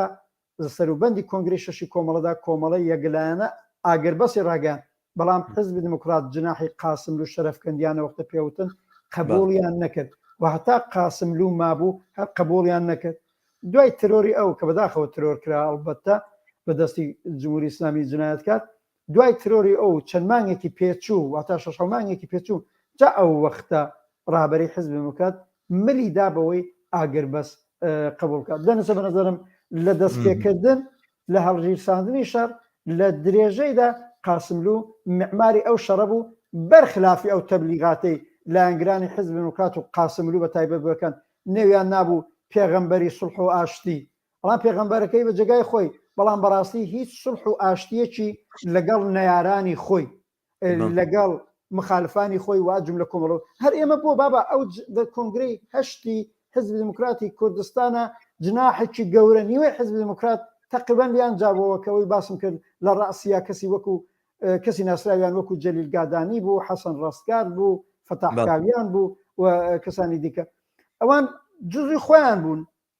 لیان جابوونەوە دەیشەڕیان پێفرشتن، لیان کوشتن، لیان ئەسیرکردن. یعنی شەڕفرۆشی حزب دموکرات داوێنی نێو خۆشی گرتەوە بە ڕاهبەری قاسم لۆ. ڕاستە زۆر چاکە ڕەحمان. کەوابێ بچینە سەر سیاسەتی کۆمەڵە و حزبی کۆمونیستی ئێران لە سەردەمەیە. سیاسەتی کۆمەڵە و حزبی کۆمونیستی ئێران چی بوو؟ ئێوە چۆنتان ئەم شەڕە ئەبینی و دیارە ئەزانم کە دواترە چینە سەر هەندێک جیاوازی کە لە ناو کۆمەڵەشا لە ناو حیزبی کۆمونیستیشا لەسەر ئەم بابەتە هەبوو، بەڵام پێم خۆشە لە لەمحەیەکی گشتیە باسی ئەوم بۆ بکەیت کە سیاسەتی حیزبی کۆمونیست و کۆمەڵە چ ئەوەی کە ڕاگەیەنرا بوو چ ئەوەی بە عملی ئەبرایە پێشەوە ئەگەر جیاوازێک هەبوو بێ لەوەی نیە و دوانەیە چی بوو لەو کاتێ. من با لە پێشە ئەوە تەکید کەمەوە هەر وەک هاوڕە حەمەسووریش لە کتێبەکەی باسی کردو و ئەو بەشەی بڵاو بووە شەڕی حیزب دموکرات کە بە نظرم لە پێشە لە دژی جەماوەر و سازمانە سیاسیەکان و هەو کاتیش کۆمەڵە شکلی ناوچیا دەستی بکرد پێش دروستبوونی حیزبی کۆمونیستی ئێران بوو. یعنی تۆ تەماشاکە هاوینی 58 لە دێی میراوەی سەردەشت عاقبەت حملەیان بە مقڕی کۆمەڵە کردووە و ویستویانە بەرحاڵ لەو دەیە نەمێنن ئەو جۆرەی هاوڕە حەمەسوور باسی کردووە. دەی حیزبی کۆمونیستی ئێران هاوینی ساڵی 62 4 ساڵ دواتر ڕسمیەتی پەیدا کرد و کۆنگرەی موەسسەکەی بەرپا کرد. منزورم وایە لەو کاتەوە حیزب دموکرات شەڕی ناوچەیی لە دژی کۆمەڵە دەست پێ کرد. لە پێشا بڵین جارێتر بڵێم هەدەفی حیزب دموکراتی بوو ئەو دژایەتی ئەو بوو لەگەڵ ئازادی دژایەتی ئەو بوو لەگەڵ ئازادی سیاسی و بەتایبەت دژایەتی ئەو بوو لەگەڵ نەسلی نوێی چەپ و سۆسیالیستی ئەو جامعەیە کە هاتووە مەیدان. بەڕاستی حیزب دموکراتی کوردستان ئەو هەلومەرجە تازەی کە لە کوردستانە بەوجود هاتبوو سەفبەندی تەبەقاتی بەوجود هاتبوو سەفبەندی سیاسی بەوجودات بوو بەرەی کرێکار و زەحمەتکێش و بەرەی واقعان بورژوا و دەرەبەک لێک جیاب بوونەوە هەر بەو تەعبیرەش عاقبەت حیزب دموکرات لە جبهەی بەرەی کۆنەپەرست و واقعان سەرماداری ئەو کۆمەلگایە بوو کۆمەڵە و بەعضی لە حیزب جریانە چەپەکانی دیکەش لە کەناری زەحمەتکێش ئەمەیان بۆ هەزم ناکرا لەمە تێناگەیشتن ئەو جۆرەی عەبدوڵڵا حەسەنزادە لە کتێبی ئەو وەختی خۆیان توێتی وەختێ شۆڕشی ئێران ڕوویدا ئێمە لە کۆمەلگای ئێران و کوردستان بێخەبەر بوون خۆی ئەوە نووسێتی وتێتی ئێمە لە گوێی گادا خەوتبوون. ئەوان وەختی هاتنەوە بەڕاستی لە ساڵی 57 ئەو خۆشانە جەماوەریەی خەڵکی ئێران وە کێشایە کوردستان لە شارەکانی کوردستان حیزبی دموکرات لاوااسترین جەریانی سیاسی لە نێو خەباتانە هەبوو. هەموو ڕابەرانی ناسراوی خەباتی جەماوەری لە کامیاران و سنە و مەریوان و مەهابات و بۆکان و تاوکە بەڕاستی ڕواڵەتەکانی ڕوخسارەکانی ئەو ئینسانە ڕادیکاڵ و چەپانە بوون دوایی هەموو لە کۆمەڵەدا کۆ بوونەوە. تۆ تەماشای کە لە کامیارانەوە تاسنە ڕفێقێکی عەزیزی وەکو سەدیقی کەمانگەر لە شاری مەریوان زندەیات فوادی مستەفا سوڵتانی و عەتای ڕۆستەمی و مصلحی بەخشە شێخوڵئیسلامی ئەوەی وە گیانێ دەزا و ئەو عەزیزانەی کە هێشتا زیندوو ماون عەبدوڵڵا دارابی ساڵح سەرداری هوماین دازگەر مەجید حسێنی نەسان نەودینان ئەسەد نەودینیان ئەمانە هەموو سوزانم چێرەی خەباتکار لە خودی ئەو سنە غێرە سەدیقی کەمانگەر ئەم ساڵی ئیرەجی فەرزال ساعیدی وەتەندوست سوزام ئەیوبی نەبەوی یادی بەخێر ئەنی تۆ خوسرە و ڕەشیدیان سەرکردەکانی خەباتی جەماوەری لە دژی ڕژیمی شا چەپ بوون لە بۆکان دکتۆر جەعفەری شەفیعی یادی بەخێر ئۆتۆریتەی ئەو شارە بوو خودی هەرم هاوڕە حەمەسوور هەتا ئەو کات عەبدوڵڵا موحتەدی و عومەری ئەلخانزادەی کاڵان پەشیمان بوتن و لەو گزەشتەی خۆیانە بەعنوانی چێرەی چەپ و ڕادیکاڵ و خۆشناوی شار نفوزیان بوو لە شاری مەهاباد ئەمسالی حەسەنی شەمسی و ئیبراهیمی عەلیزادە و حەسەنی قادری و لە سەردەشت لە مەحمودی محەممەدزادەوە تا عەلی عەبداڵی و تا ئیبراهیمی شەمعی و دیان هەموو ئەمانە ئینسانی چەپ و ڕادیکاڵ بوون لە بانە محەممەدی شافعی و ڕەحمەتی فاتحی و سەعیدی قادریان و سوزانم عەزیزانێک کە لە گیانیان بەخت کرد بەرحاڵ براکانی هاوڕێ هەڵاڵی تاهیری حامدی تاهیری و غیرە من ئەمەوێت لیستێکی گەورە بڵێم منزورمەوەیە لە چەپ و کۆمۆنیستەکان کە ڕێکخەر سازماندەری خەباتی جەماوەری ئەو وەختەی شارەکانی کوردستان لە دژی ڕژیمی شا بوون و حیزب دموکرات بەڕاستی دیار نەبوو ئەمە دەما دەنچ ئاڵوگۆڕێکی گەورە بە وجودات و بۆیان هەزم ناکرا لە دژیەوە ئاڵوگۆڕە بوون ئەوان هەر لە دنیای قەدیمی خۆیانە بەسەریانە بر پیان وابوو حیزبەکەی هەر دەورەی ساڵی جمهوری مەهاباتن و جمهوری مەهابات وەختە تەنیا هەر حیزب دموکرات بوو حیزبێکی دیکە وجودی نەبوو دوای ئەوەی شکستی خوار بوو جمهوری مهاباد ئەمانە ڕاهبەریەکەی تەبعید کرابوون بە کوردستانی عێراق ئیتر لەو دنیاە بێ خەبەر بوون بەڕاستی هاتنەوە لەگەڵ سەفبەندێکی مبارزاتی تازە ڕوبەڕوو بوون چەپ و ڕادیکالیزم و ئازادی خوازی حەق خوازی کرێکار و زەحمەتکێش و جامعیان بووە تەحمل ناکرا دەرنەچە لە دژی ئازادی بوون و لە دژی چەپ و کۆمونیستەکان بوون ئەمە هەدەفی ئەسڵیوان بوو لە بەرابەردا کۆمونیستەکانی وەختە و ئەجوم لە کۆمەڵەت سیاسەتێکی بوو یەکەمەوەیە بەڕاستی هیچ وەخت خوازیاری شەڕ نەبوون ئەوە ئەوڵی ئەوان خوازیاری شەڕ بوون اتفاقاً کۆمەڵە خوازیاری شەڕ نەبوو چونکی اتفاقاً لە فەزایەکی شەفافی سیاسیا بوو ئەفکار و سیاسەتی ڕادیکاڵ و چەپ و کۆمونیستی پەرەی ئەگەر لە نائەمنی و شەڕ دروستکردن اتفاقاً بەری سیاسەتی ئازادی خوازانە و کۆمونیستی ئەگەر شەڕ دروستکردن و شەڕ سازان بە قازانجی هێزی چەپ و جملە کۆمەڵی ئەو وەختە نەبوو هەر لەسەری منفعەت و مەسلحەتی خۆمانەوە شەڕمان نەئەویست و ئەو شەڕە ناوچەیانەی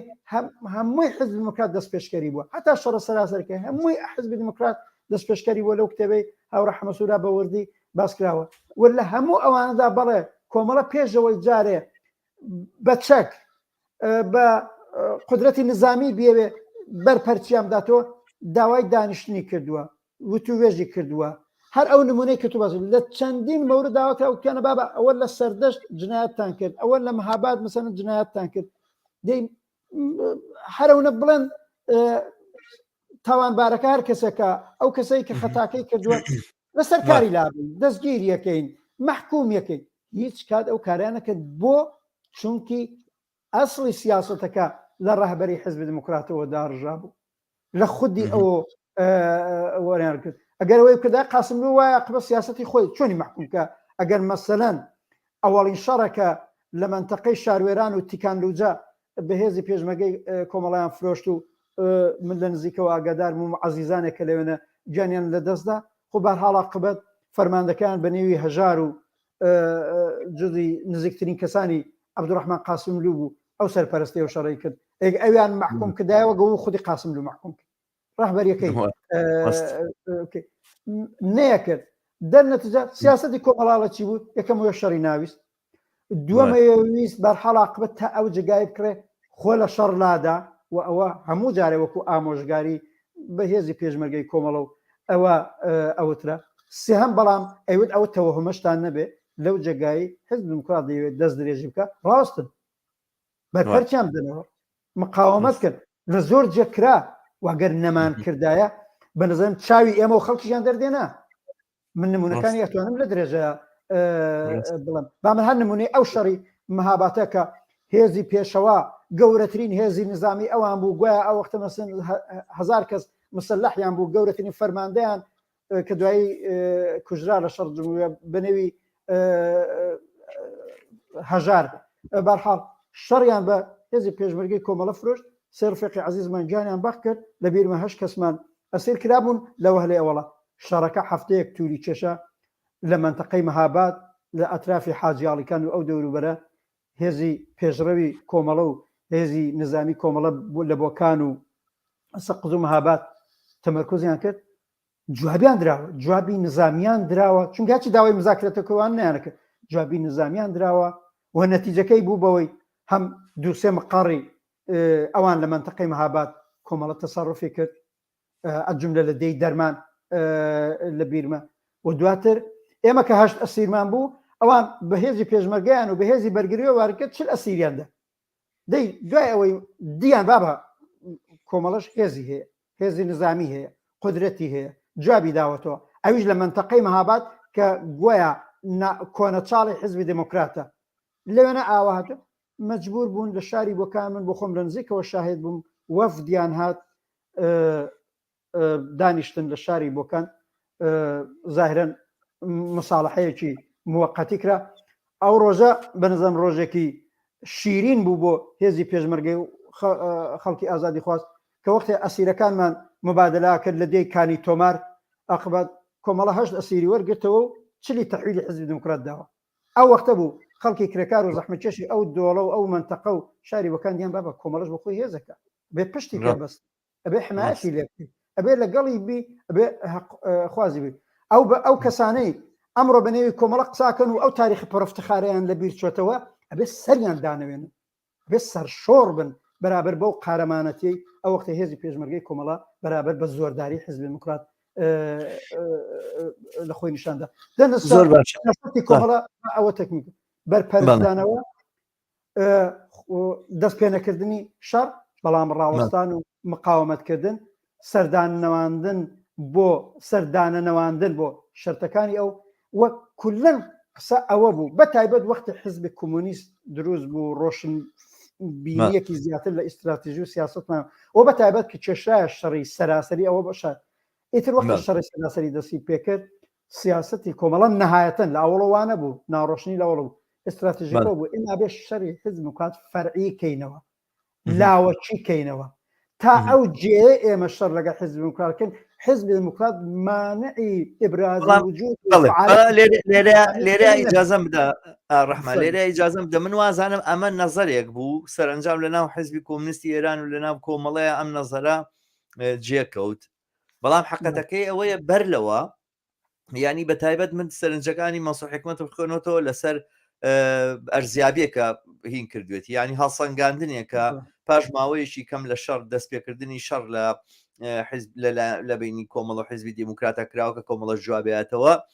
هەڵسەنگاندنێک کراوە لەلایەن کۆمیتە مرکزی کۆمەڵەوەیە بۆ ئەزانم مەسوح حکمەت لەسەرەوە قسە ئەکا و ڕەخنە ئەگرێ و ئیتر ئیسلاحاتی وەکو ڕاستڕەوی و چەپڕەوی و کوپۆپۆلیزم و ئەمانەش بەکارێنێ ناسیۆنالیستا بەکارێنێ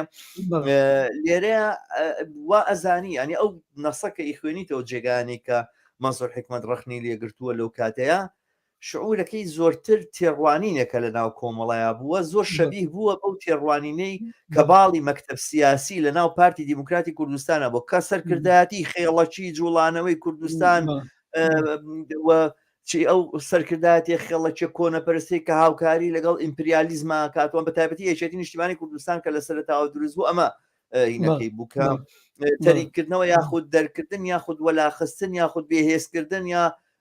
لابردنی سەرکردایەتی خێڵەکی و کۆنەپەرست و هاوکاری ئیمپریالیزمی بڵین پارتی دیموکراتی کوردستان لە جوڵانەوەی گەلی کووردا زۆرتر هەستەکە قسەکانی عەبدوڵای موتەدی وتنەوەی قسەکانی جەلال تاڵەبانیە زۆرتر ئەم تێڕوانی نابینی ینی ئەمەش ئەم تێڕوانینە بە بڕوای من دیانیە کردەوە ئەم شەڕی بینی دیموکرات و کۆمەڵەیە تا ئێستاش درێژەی بووە بەڵێ شەڕ لەسەر ڕابەری لەسەر ڕابەر هەرەبی یەکێک لە خۆ ناکرێت دوو کەس ڕابەر بێ ڕابەری یەکێک یانی ئەو شەڕا بووە تا ئێستا هەبووە بەڕاستی ئەوڵم پرسیارەکەی تۆ زۆر لایەنی هەیە خودی ئەو تاریخش زۆر لایەنی هەیە جاگەت تۆسکاڵە درێژتر بوو هەم بینەران و بیسەلامدان ئەبێت چەند فاکتی تاریخی و واقعی تاریخی لەم ڕووداوەدا باسکە یەکەمەوەیە ئێماڵین لە ساڵی 58ەوە شەڕە ناوچەیەکان لە دژی کۆمەڵە دەستی پێکرد وانە بوو هەر لە ئەوەڵەوە یەک مەسەلەن تاوجێی بە کۆمەڵە مەربوط بێ یەک ئستراتیژیەکی ڕۆشن ئامانزدار هەر لە ئەوڵ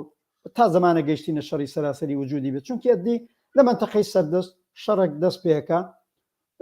مانگێک دوو هەفتە یەک هەفتە دوو هەفتە سێ هەفتە عقبەت یان لە محەل و ڕابەری دوولایەن و دەخاڵەتێکەکەن و تەواو بوو دامرکاوە ئستراتیژیەکی وای لەسەر دانا ڕێژرا بەڵام کێشەکان لە بینی حیزب دیموکراتی کۆمەڵە بوو بە دەلیل چونکە کێشەی کۆمەڵایەتی بوو بەرخلافی تەبلیغاتی بەشە لە ڕاهبەرانی بە ئیستلاحی ئەمڕۆی ئەم جەریانەتی کە نێوی خۆیان ناوە کۆمەڵاڵن ئەو شەڕی ئەو وەختە شەڕی سازمانی بۆ شەڕی چینایەتی نەبوو بەڕاستی شەڕێکی چینایەتی واقعی لە دڵی کۆمەلگاکە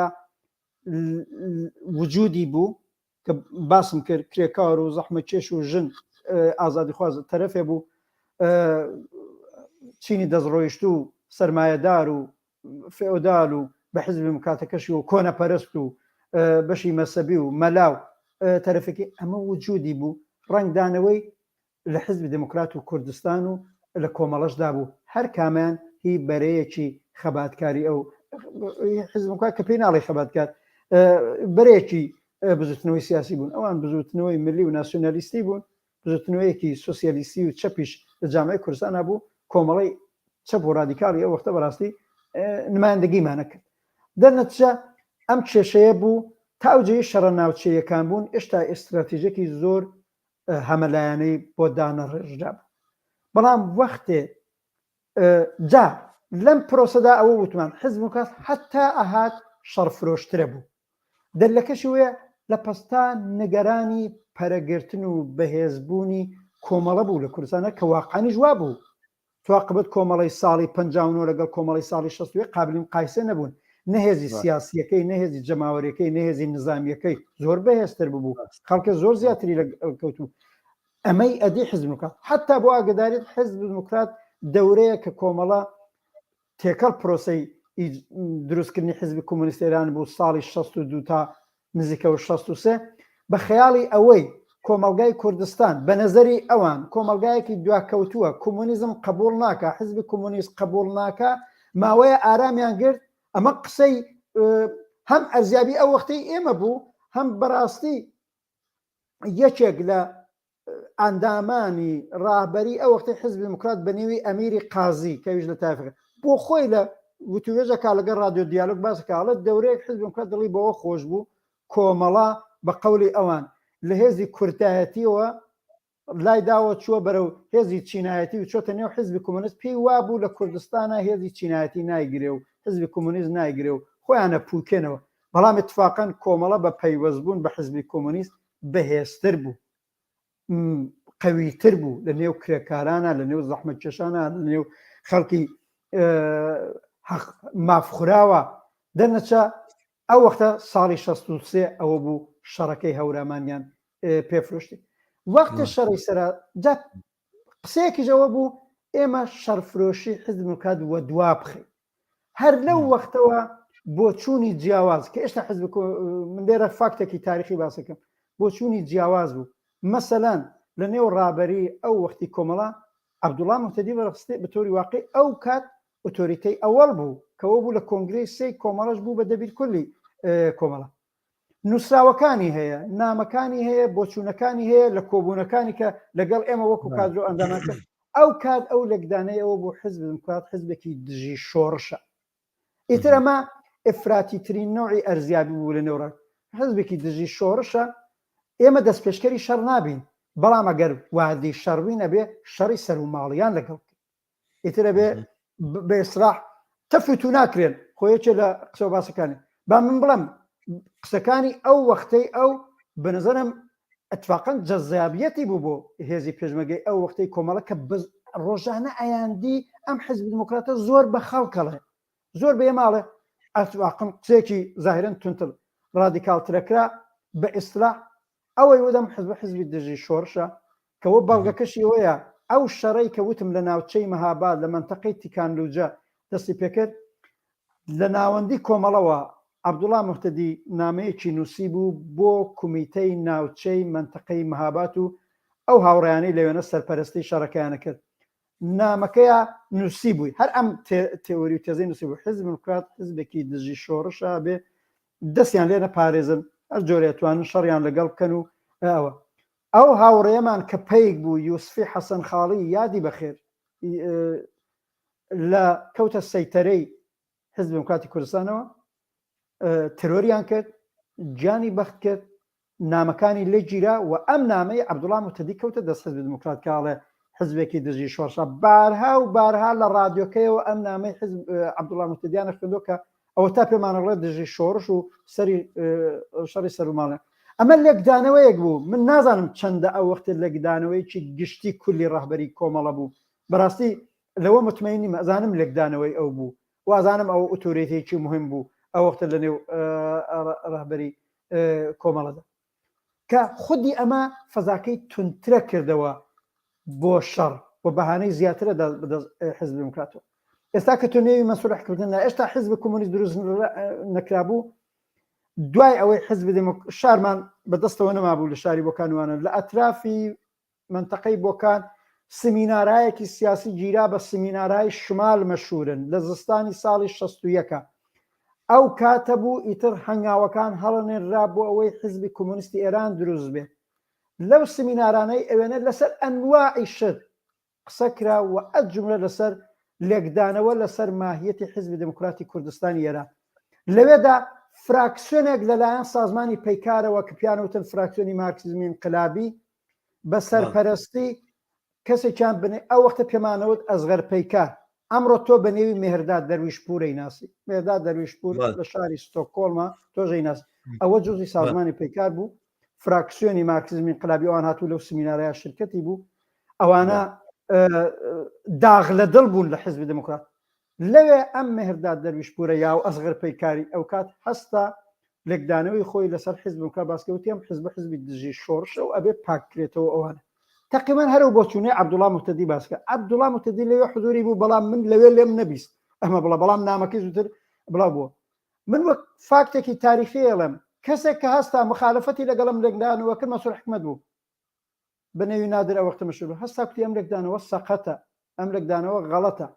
حزبی دموکراتی کوردستان ئەلئان دژی شۆڕش ئەوەڵەندا پێم بڵە شۆڕشەکە کامێتە ئەو دژی بێ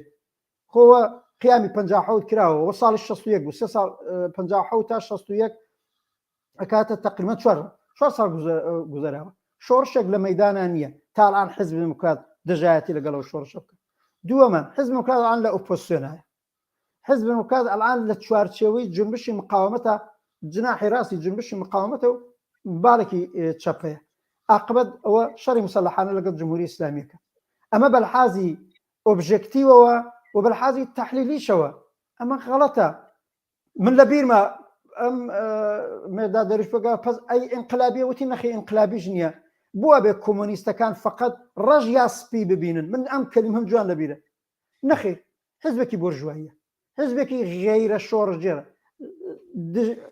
الآن لما حزبي ضد انقلابي نية حزبي دجي شورج نية حزبي انقلابي نية حزبي شورج جيرج نية حزبك بورجواية حزبك غير شورج جيرة حزبك ناش شورج جيرة تو مجبوري حتما يا بالشورج يا بدجي شورج نية بري أملك دانور لوينايتر زور بنزم جيجر منصور حمد واقعا أوتوريتي بو وقت لها مباسي كان جيكر أما كومكي كربوي اتفاقا ئەو دیدگاها ئەو نەزەریە بە ڕەهبەری کۆمەڵە بدا کە دەستی ئاواڵەتر بێ بۆ ئەوەی شەڕ لەگەڵ حیزب دموکرات وە دوا بخە چونکی ڕابەری حیزبی کۆمۆنیست و کۆمەڵەش ئەمان زانی ئەیان زانی کە حیزب دموکرات شەڕ ئەفرۆشێ بەڵام حەچی وە دواتر بکەوێ و خۆمان بەهێزترکەین باشترە تۆ ئەگەر بە تئۆری حزب دموکرات هەر ئێستا دژی شۆڕشە مەسەلەن ڕەهبەری کۆمەڵە وەختە بیوتایە ڕەهبەری حزبی کۆمۆنیست بیوتایە دەوەختە بۆیە بچای هەر وەختە شەڕەکەت بکە دایتر هەرو بەهانەتەدا بەدەست حزب دموکرات لەنەسەر بە نەزەرم ئەمە فاکتێکی تاریخیە هەموو ئەو کتێبانەی خوێندومەتەوە بەهینەکەی حەمەسووریشەوە ئەمەیان لەبیر چووە یا حضور زێنیان نەبووە یا بەعضێک مەسلحەتیان نییە ئەمسالی ئیبراهیمی عەلیزادە و عەبدوڵڵا موحتەدیوانە کتێبیان نووسیوە مەسلحەتیان نییە بڵێن بابا ئەم ئینسانە نەتەنیا وەختی خۆی ئاگر بەسی یەکلایەنەی پێشنهاد کرد لە لێکدانەوە لەسەر ماهیەتی حزب دموکراتیش تئۆری و نەزەریەیەکی بوو کۆمەکێک کرد بەوەی ئێمە واردی شەڕی زوود ڕەز نەبین لەگەڵ حزب دموکرات ئەوە ئەو بەشەی عاقبەت شەڕی حزب دموکراتی کوردستان لە 25 ئابان مانگی ساڵی 63 لە هەورامان جنایەتی خۆڵقان شەڕی سەراسەری بە حزبی بە ئێمەی کۆمەڵەی ئەو کات تحمیل کرد ئەوە بوو هەیەتی میانجی کەوتە بەی هەیەتێکی یەکێتی نیشتمانی کوردستان بوو هەیەتێکی خودی حزب دموکراتی کوردستان و هەیەتی کۆمەڵە کە هەیەتی کۆمەڵە وەختە فاتحی شێخ و فاروقی بابمیری بەڕێیانە بێت سێ مانگ هاتن و چوون و ئەو هەیئەتە میانجیە ئەو سەلایەنە سەلماندیان حتا هەیئەتەکە یەکێتی نیشتمانی سەلماندیان حزب دموکرات لە هەورامان خەتابار بووە قسەی کۆمەڵەوە بوو دی بابا خەتابارەکان بناسێنن لانیکەم حتا بە قانونە حزبیەکەی خۆتان مجازاتیان بکەن لەسەر کاریان لابەرن هەرچێ حزب دموکرات حاضر نەبوو ئەو کارە بکە دەی چارەیەک نەما غێرە زەوەش کۆمەڵە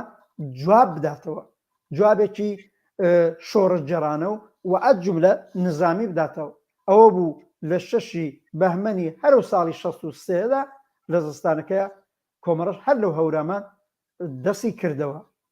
شەڕ ئێتەرەوە ئەبعادە سەراسەریە پێدا کرد کە ماوەی نزیک 4 ساڵی خە 5 مانگ لەو شەڕە گوزەرا بوو ببەخشەگەکمێ 5 مانگ لەو شەڕە گوزەرا بوو لە پلێنومێک کە ئەو وەختە من وەختە ئەندامی کۆمیتەی ناوەندی نەبوو بەڵام ئەندامی کومیتەی ناوچەی بەرپرسی یاددەبیری کومیتەی ناوچەی بۆکانی کۆمەڵە بووم و لە جریانی ئەو شەڕانشدا هەموو بووین و ئاگادار ئێمە دەرنەتیجە ئەو وەختە پلەنۆمی کۆمەڵە کۆ دەبنەوە لە معلومەی کوردستانی عێراق لێکدانەوەی شەڕەکەکەن جەمبەندیەک لەسەر 5 مانگ لە شەڕەکە گوزەراوەکەن لەوێ بەرحاڵ لێکدانەوەیەک کە زاڵ ئەبێ بە بۆ چوونی کومیتەی مەرکەزی کۆمەڵە لەلایەن عەبدوڵڵا موحتەدیەوە پێشنهادەکرێت ئەویش ئەوەیەڵێ ئەم شەڕە لە نێو جنبشی کوردستان بە قەولۆ شەڕە لەسەر ڕەهبەری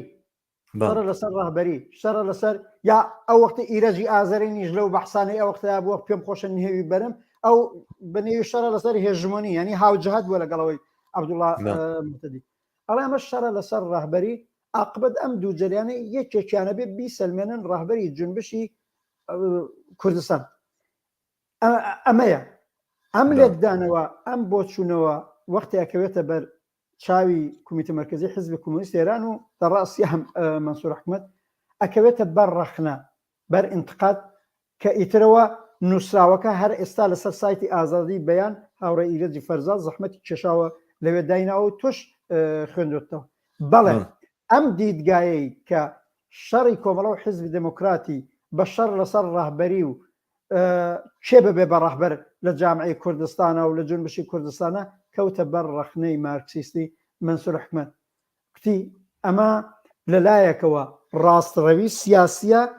لە عەمەلیشا چەبڕەوی نظامیە بۆ ڕاستڕەوی سیاسیە قسەکەیەوە بوو بابە لە کوردستانە یەک جنبش وجودی نییە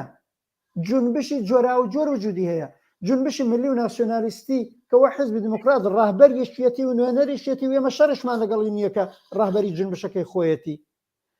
جنبشێکی شەیە جنبشی سۆسیالیستی و کاریگەریە کە ئەوە ئەسن جیاوازە لە جنبشی ملی جیاوازە لە جنبشی ناسیۆنالیستی ئەمەش ڕاهبەرەکەی کۆمەڵەیە دەنەچێ ئێمە ڕاهبەری جنبشی خۆمانین ئەوانی ڕاهبەری جنبشی خۆیانن کێشە لەسەر ڕاهبەریەکی واحد نییە ئەمە هەردووکمان یەک جنبش نین لە چوارچێوەی یەک جنبش نین وەختی ئێوە کولی جنبش لە کوردستان بە یەک جنبش نێوەبەن ڕاستڕەوی سیاسیە بەو معنایە ئاوان سەدەن بە ملیگەرایی و ناسیۆنالیزمی کوردستان هێز بەرەی چەپ و سۆسیالیستی شەبەن ژێر سەیتەرەی ئەوان ئاینکن بە پاشکۆی جنبشەکەی ئەوان تێکەڵ بە جنبشەکە ئەوە ڕاستڕەوی سیاسیە خۆ بەلحازی عەمەلیەوەچی وەختی ئەم شەڕا تۆڵەی شەڕ لەسەر ڕەهبەریە و ئەوە سەنگەری لەسەر گیراوە و خەڵکی لەسەر کوژرێ دەیعقبەت تا زمانی یەکێکیان شکست نەدا بە تەواوەتی و بە چۆکیان نەهێنێ ئەگوا بێ بێم شەڕە هەر ئیدامە پێدا ئەمەش چەبڕەوی نظامیە ئاسۆیەک بۆ کۆتایی ئەم شەڕە نییە دەرنەتیجە معنایەوەیە ئەو جۆرەی مەنسوور حکومەت لەوێنە فۆرمولەکە ئەمە جەنگ تا پیرۆزیە ئێمە ئەم شەڕە ئەوان ناکەین نە ئەو ڕاستڕەویە سیاسیاکەین حزبی دموکرات بە جوزی خۆمان بزانین ئێمە بە جوزی ئەوان بزانین ئێمە ڕاهبەری جنبشی خۆمانینەوەی ڕاهبەری جنبشی خۆیان نە ئەو شەڕتا سەرکەوتنە نمونەی مشەقەسەکەی تۆ بۆ خۆت ببەخشە باشە زانی لە کوردستانی عێراقا لە دەورەی مەلا مستەفا بارزانی و جەلال تاڵەبانی لە مەلایی و جەلالیەوە کە دەستی پێکرد تا ئێستاش بە تەوری واقعی چونکی ئەوان هەردوو لە ئەو وەختە باڵی مەکتەبی سیاسی پارتیان پێوتن و دوایی بوون بە یەکێتی نیشتمانی کوردستان و یا پارتی وەختی شەڕ لەسەر ڕەهبەری بوو لە نێو یەک جنبشە ئەگەر دەورانێکیش کەس بووێتەوە قەت تەواو نەبوو ئەو شەڕە هەر ئیدامەی بوو کە تا عاقبەت پارتی لە سیویەکی ئابا بە کۆمەکی سەدام حوسەین گورزێکی وای لە یەکێتیدا ئیتر یەکێتی قەت نەوێرە فکر لە شەڕکاتەوە حەسنی کردەوەی حەسم کردنی بەڕاستی بە پێچەوانی ئەو شتەوە کە ئەوتێ ڕەحمان کە مەجموعە فارس هاتنە ناو کۆمەڵە و شەڕیان هەڵگیرستان لەگەڵ دیموکراتە ئەوە دیموکرات بوو شەڕی بە هەموو کەس ئەفرۆشت حزبی دیموکرات بوو شەڕی بە حزبی دیموکرات شەڕی بە باڵەکەی خۆشی ئەفرۆشەوە لە لێ جابوونەوە لەوانیشی کوژ لەوانی کانی شەڕی لەگەڵ هەموو کەسا کردووە تقریبەن بەڵام لەم لایترەوە نەک ئەوە کە فارسەکان نەبوو نەگەر مەنسوور حکومەت نەبووە ڕەنگە هەر سیناریۆی جەلالی و مەلایی چۆن لە کوردستانی عێراقا دروست بوو لە بڵین لە ئێرانیشە هەمان شت دووبارە بووە توانەوەی نەیەڵا ئەم سیناریۆ کۆنەپەرستانە و دواکەوتوانەوە ئەم شەڕە ناوخۆییە کە زەربەیەکی گەورەی لە خەڵکدا بەڕاستی لە دۆخێکی دیاری کراوە قەومێ لە ئێرانە یاخود مەجای ئەوەی بۆ نمێنێک کە دروست ببێ مەنسوور حکمت و ئەو تێڕوانینە بڵین مارکسیانە بوو کە مەنسوور حکمت بۆ ئەم شەڕی هەبوو لە بینی ئەم دوو جوڵانەوە جیاوازەیە بەڵام من ئەو ڕەخنانەی مەنسوور حکمت لە ئەو ئەرزیابی گرتووە یەک سەرنجم لەسەری هەبوو هەستم کرد لە جێگەیەکە ئەم تەسەورەی کە عەبدوڵای موتەدی وەختە عەرزی کردووە کەسێک گەربی خوێنێتەوە ئەڵێ ئەی دیدی خۆ کەوابێ کۆمەڵەش بەشێک بووە لە هەڵگیرسانی شەڕەکە یعنی تۆ گەر پێ دوابێ شەڕ لەسەر هەژمونیە معناوە تۆش داوای هەژمونیەکەی داوای دەسەڵاتداریەکەی داوای ڕابەریەتی ئەم جوڵانەوەیەکەی کەواتە تۆش بەشێکی لە شەڕەکە بەڵام حەقیقەتی مۆزوعەکە ئەوە بوو کە کۆمەڵە ئەیویست تەبلیغاتی خۆی بۆ مەسایلی یەکخستنی چینی کارگەر بۆ برنە پێشەوەی خەباتی چینایەتی لە کۆمەلگای کوردستانی ئێرانە بەرێتە پێشەوەەوە حیزبی دیموکرات بوو کە ڕێزایەتی بەمە نادا فرسەتی بە ئازادی سیاسی نادا ئەو حیزب دیموکراتی و کاتەوە حیزب دیموکراتی ئێستای مستەفا هیجریش دووبارە هەر هەڕەشا کاتەوە کە ئەگەر ڕەخنەمان لێ بگرنی تر بێ شەڕتان لەگەڵا بکەین ئەگەر تحملمان نەکەن ئێمەش لە ناوتانە بین ئەگەر ئێمە قوبوڵ نەکەن وەکو ڕابەر و سەرکرد و سەرداری خۆتان و برا گەورە ئەیتر ئێمەش برا پشوشیتان لێهۆر ناگرینەوەسەن قوبوڵتان ناکەین لە وڵاتەکە شابمێنین یعنی ئەمە منهەجی هینە نەک ئەوە کە شەڕ لەسەر ڕابەری جوڵانەوەی کە شەڕ لە بینی دوو چینی جیاوازە لە بینی دوو تێڕوانینی جیاوازە لە بینی دوو منهەجی جیاوازە بۆ ڕێخستنی کۆمەلگا و ئەم شەڕەش لەلایەن حیزبی دیموکراتەوە بەسەر کۆمونیستەکان و لە پێشا بەسەر ئازادی خوازانە دواتر بەسەر کۆمونیستەکانەوە پێش هەموو کەسیش بەسەر خەڵکی کارگەر و زەحمەکێشە اینجا دوای بەسەر کۆمەڵایە داسەپاوە کە بێدەنگ بە نابێ ڕەخنە بگری ئازادی سیاسی قوبوڵ واکەم فرسەت نادەم خەباتی چینایەتی بۆ ئاراستەی کە ئەبێ بچێتە پێشەوە بچێتە پێشەوە من جەریانێکم دیفاع لە بەرژەوەندی چینی باڵادەستی کوردستانەکەم و ئامادەشم چەک دەست بەرم بۆ چەک و دەمکەم وەکو ئێستا پارتیەکە وەکو ئێستا یەکێتی لە ناوچەکانی خۆیاییکە هەمان شدەوانە ئەمانێ دووبارەیکەنەوە لە بەرامبەر کۆمەڵە کۆمەڵە بۆ دیفاعکردن لە خۆی دەستی داوەتە چەک بۆ وەقایع تاریخەکانیش هەمووی ئەمە ئیسپاتەکە من وازانم ئەو ڕخنەیە لەو جێگەیە ئەم جەنبەی لە بیر چووە کە تۆ کە وەختێکەڵی شەڕ لەسەر ینی ماناوێت تۆ خۆشت بە بەشێک لە شەڕەکەزانی خۆش بە تەرەفێکی شەڕەکەدانێ بەبێ ئەوەی مەبەستت بێ ئەوە ئیقرارەکەی حقەتەکەوێ ئەگەر ئەو بۆ چوونەی کە کەوتە بە ڕخنەی مەنسوور حکومەت ئەگەر ئەوە درێژەی ببوایە مەسەڵەن ئەم ڕخنەی لە نەگیرایە بۆ چوونێکی ئالتەرناتیو کە مەنسوور حکومەت ئێرایە کە درێژەی پێداکەدا بەڵێ ئەوتە بە نظرم کۆمەڵەش ئەبوو بۆ خۆی شەریکە بوو لە درێژەدان بەو شەڕەدا چونکی لە پێشدا وەختی لە ساڵەکانی 1950 شەڕە ناوچەیەکانە کرا حقەتەکەیەوەیە مثلەن ساڵی 60 یا ساڵی 61 عەبدوڵڵا موحتەدی ئەو بۆ چوونەی هەیە کە حیزب دیموکرات دژی شۆڕشە و ئەو وەختە بەلحاظی ئەمەلی هێزی نظامی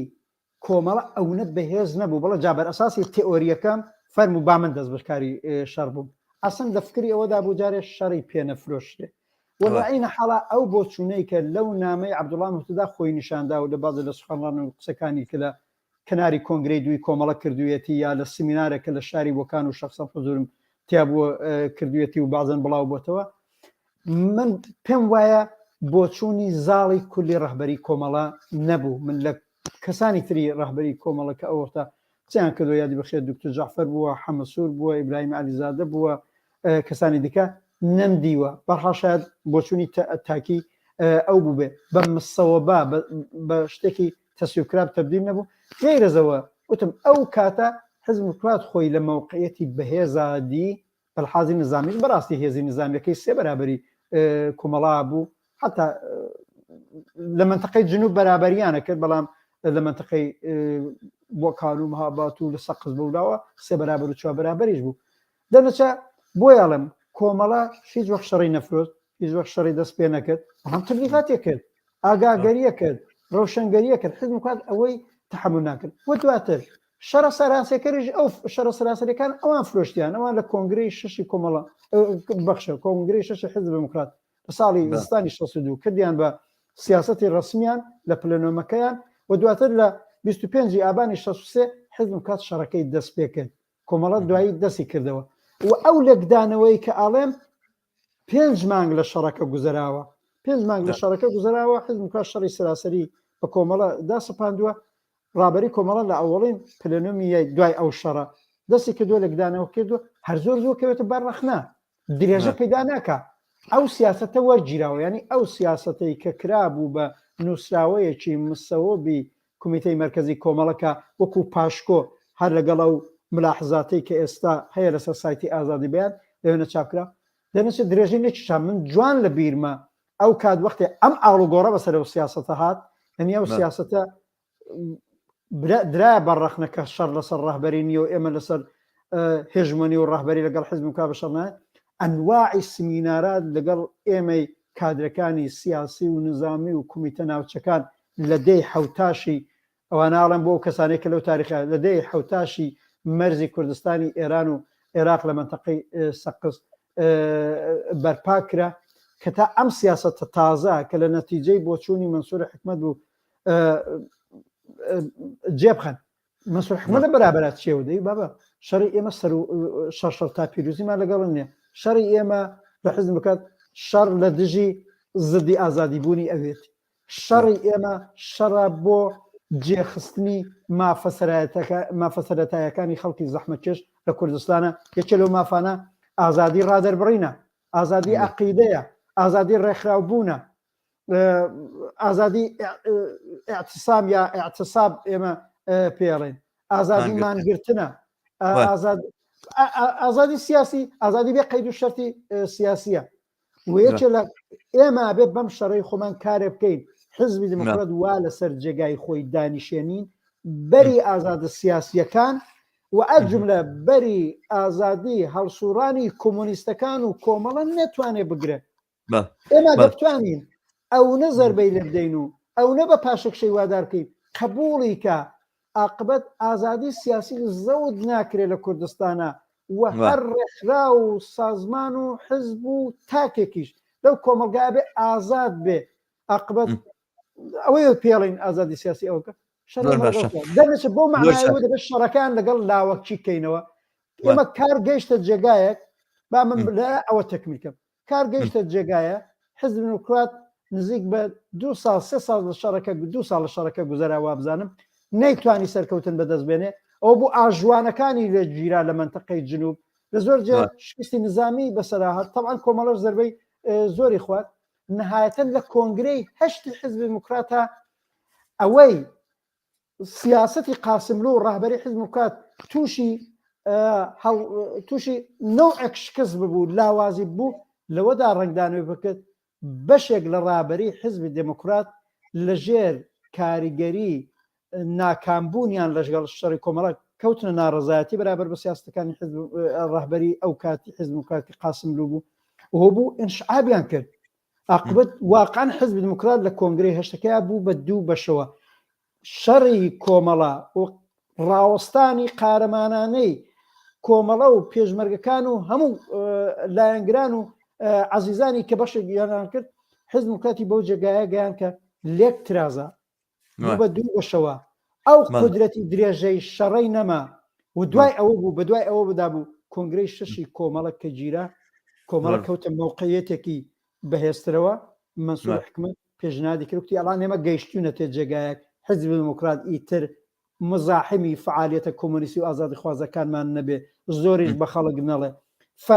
شەڕەکە فەرعی بووەتەوە دەنە چ با ئێمە ابتکاری ئاگربەز بگرین بەدەستەوە وە سەرنجام ئاگربەز یەکتەرەفە لەلایەن کۆمەڵە و لەلایەن حزبی کۆمونیستی ئێران لەلایەن کۆمەڵەوە ڕاگەیەنرا ڕەحمان من دەقەیەکم دانابوو سەبارەت بە یەکگرتنەوەی حزبی دیموکراتی کوردستانی ئێران قسە بکەن چکە پێم وابێت لەوە زیاتر ناهێنێ ئەگەر شیوان کردویانە بەشایی حزبی دیموکرات هەر ماوە 8 ساڵ جارێک انشقاق کات و دوایی گرێتەوەی کا بەشایی تر وەکەوەی کە دەستکەوتێکی بەدەستێنابێ حاڵێکە ئیتر ئەوەنە دەستکەوتە نەهی جێکی گرتوتەوە پێم خۆشە سەرنجت بزانام لەو بابەتەوە سەبارەت بە یەکگرتنەوەی حزبی دیموکرات جارێکی تر یەکگرتنەوەی حزبی دیموکرات ئەم ئاشبوونەوەی ئەم جاریان نەزەری ئێوە چییە؟ بەڵێ با من تەنیا یەک دقە کۆبەندێک لە بەسی ئەو باسانی تا ئێستامان بکەیت یەکەم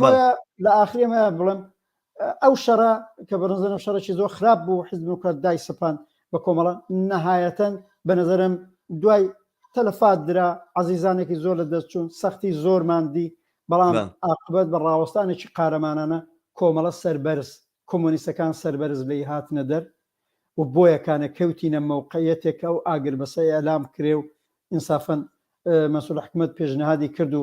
ئەو وەختە دەبیر ئەوڵی کۆمەڵی ئیبراهیمی عەلیزادەش استقبالی لێ کرد با من هەر لێرە بڵێم مەسەڵەن هەر بۆ ئاگربەسە یەکلایەنە عەبدوڵڵا موحتەدی و عومەری ئەلخانیزادە استقبالیان لێ نەکرد مخالف چۆن بڵێم ڕەئیان پێ نەدا ئەوان پێیان وا بێ هەرو شەڕ تا پیرۆزیە بەنەوەیەک هەر ئیدامە بدەین من ئەو ڕۆژەم لە بیر ناچێ لە منتەقەی بۆ تێبووین وەختێ ئەو ڕاگەیاندنە دەرچوو و ڕاگەیاندنی ئاگربەسە و بەو ئیعتماد بە نەفسە و لە ڕادیۆی دەنگی شۆڕشی ئێران و حزبی کۆمونیست ئێران و بڕاوەکە باوەڕکە ئێمە تعدادێکی زۆر لە کادر و پێشمەگەی وەختەی کۆمەڵە غرورێک پێی دەست پێدا من غروری ئەوەی پێڵێن فرمێسکی شادی و پیرۆزیەک خۆشیەک کە بەرحاڵ وەختی جۆمان لێگر دڵمان پڕە بوو لە شەوقی ئەو سەرکەوتنی کە بەدەست هاتووە بۆ کۆمۆنیستەکان و بۆ ئازادی خوازە و ئەمە ئەوە بڵێم جا ئەو شەڕە یەکەم حزب دموکرات دەستی پێکرد لە ساڵی 58 وەختی دەستی پێکرد تا حزب کۆمونیستی ئێران دروست نەبوو وەختی دەستی پێکرد بە قەولی ئەوانش تا فارسەکان ناتون لە عەلەیهی هەر کۆمەڵەش نەبوو هەتا لە عەلەیهی کۆمەڵەی یەکسانی بوو حزب دموکرات تەواوەن تیا خەتابار بوو و نەهاتیش تیا سەرکەوتوو بوو ئەو شەڕە تەلەفاتی زۆریدا بەڵام ئەو شەڕە عاقبەت حزب دموکراتی ناتجێگایەک کە بیسەلمێنێ لە جامعەی کوردستانە ئەحزابی سیاسی دیکە هەن چەپ هەیە ڕاستەیە میانە هەیە و ئەلعان مستەفا هیجری لە فکرەوەدایە ئەو گزەشتەیە تەکرارکاتەوە بۆی ناکرێت تیانە سەرکەوتووە بێ و لەو پرۆسەدا بەڕاستی بۆ چوون و تێۆریەکانی مەسئول حکومەت لەو جێگایی کە وتم ئەوەزار وتی بابە بە تئۆری دژی شۆڕش مەچنە سوراغی حزب دموکرات کۆمەکی کرد بە دواخستنی ئەو شەڕە و ئەو وەختی ئاگربەسیشی ئێلام کرد ڕۆڵێکی گەورەی بوو ئەوە بەنظرم هەرکەس ئینسافی بەیانی ئاگربەسەکە شەڕ مەسئول حکومەت بەڵێ بەیانی ئاگربەسەکە شەڕ خۆی زۆر باش ئەو تاو جگای ئەو شەڕ بوو بینە سەر ئەم باسی ئێستا حزب دموکرات بۆ ئەم یەکگرتنەوەی دووباڵی حزب دموکرات بۆ لەم وەختەیە ئەو کاری کردووە بەنظرم ئەوەڵین فاکتۆری ئەوزاعی سیاسی ئێرانە بەنظرم حزب دموکراتیش هەردوو باڵەکەی وەکو حزبی سیاسی بەڕاستی حزبی سیاسین هەڵان ملی ناسیۆنالیستن لە 2000 منۆ کۆنەپەرستن هەرچی حزبی سیاسین و بە قەولی خۆیان 77 ساڵیش عمریان هەیە ئەوانش بۆنی ئەویان کردو جمهوری ئیسلامی ڕوخێ بۆنی ئەویان کردو ئاڵوگۆڕی گەورە بەدەستەوە دێت و بۆنی ئەویان کردووە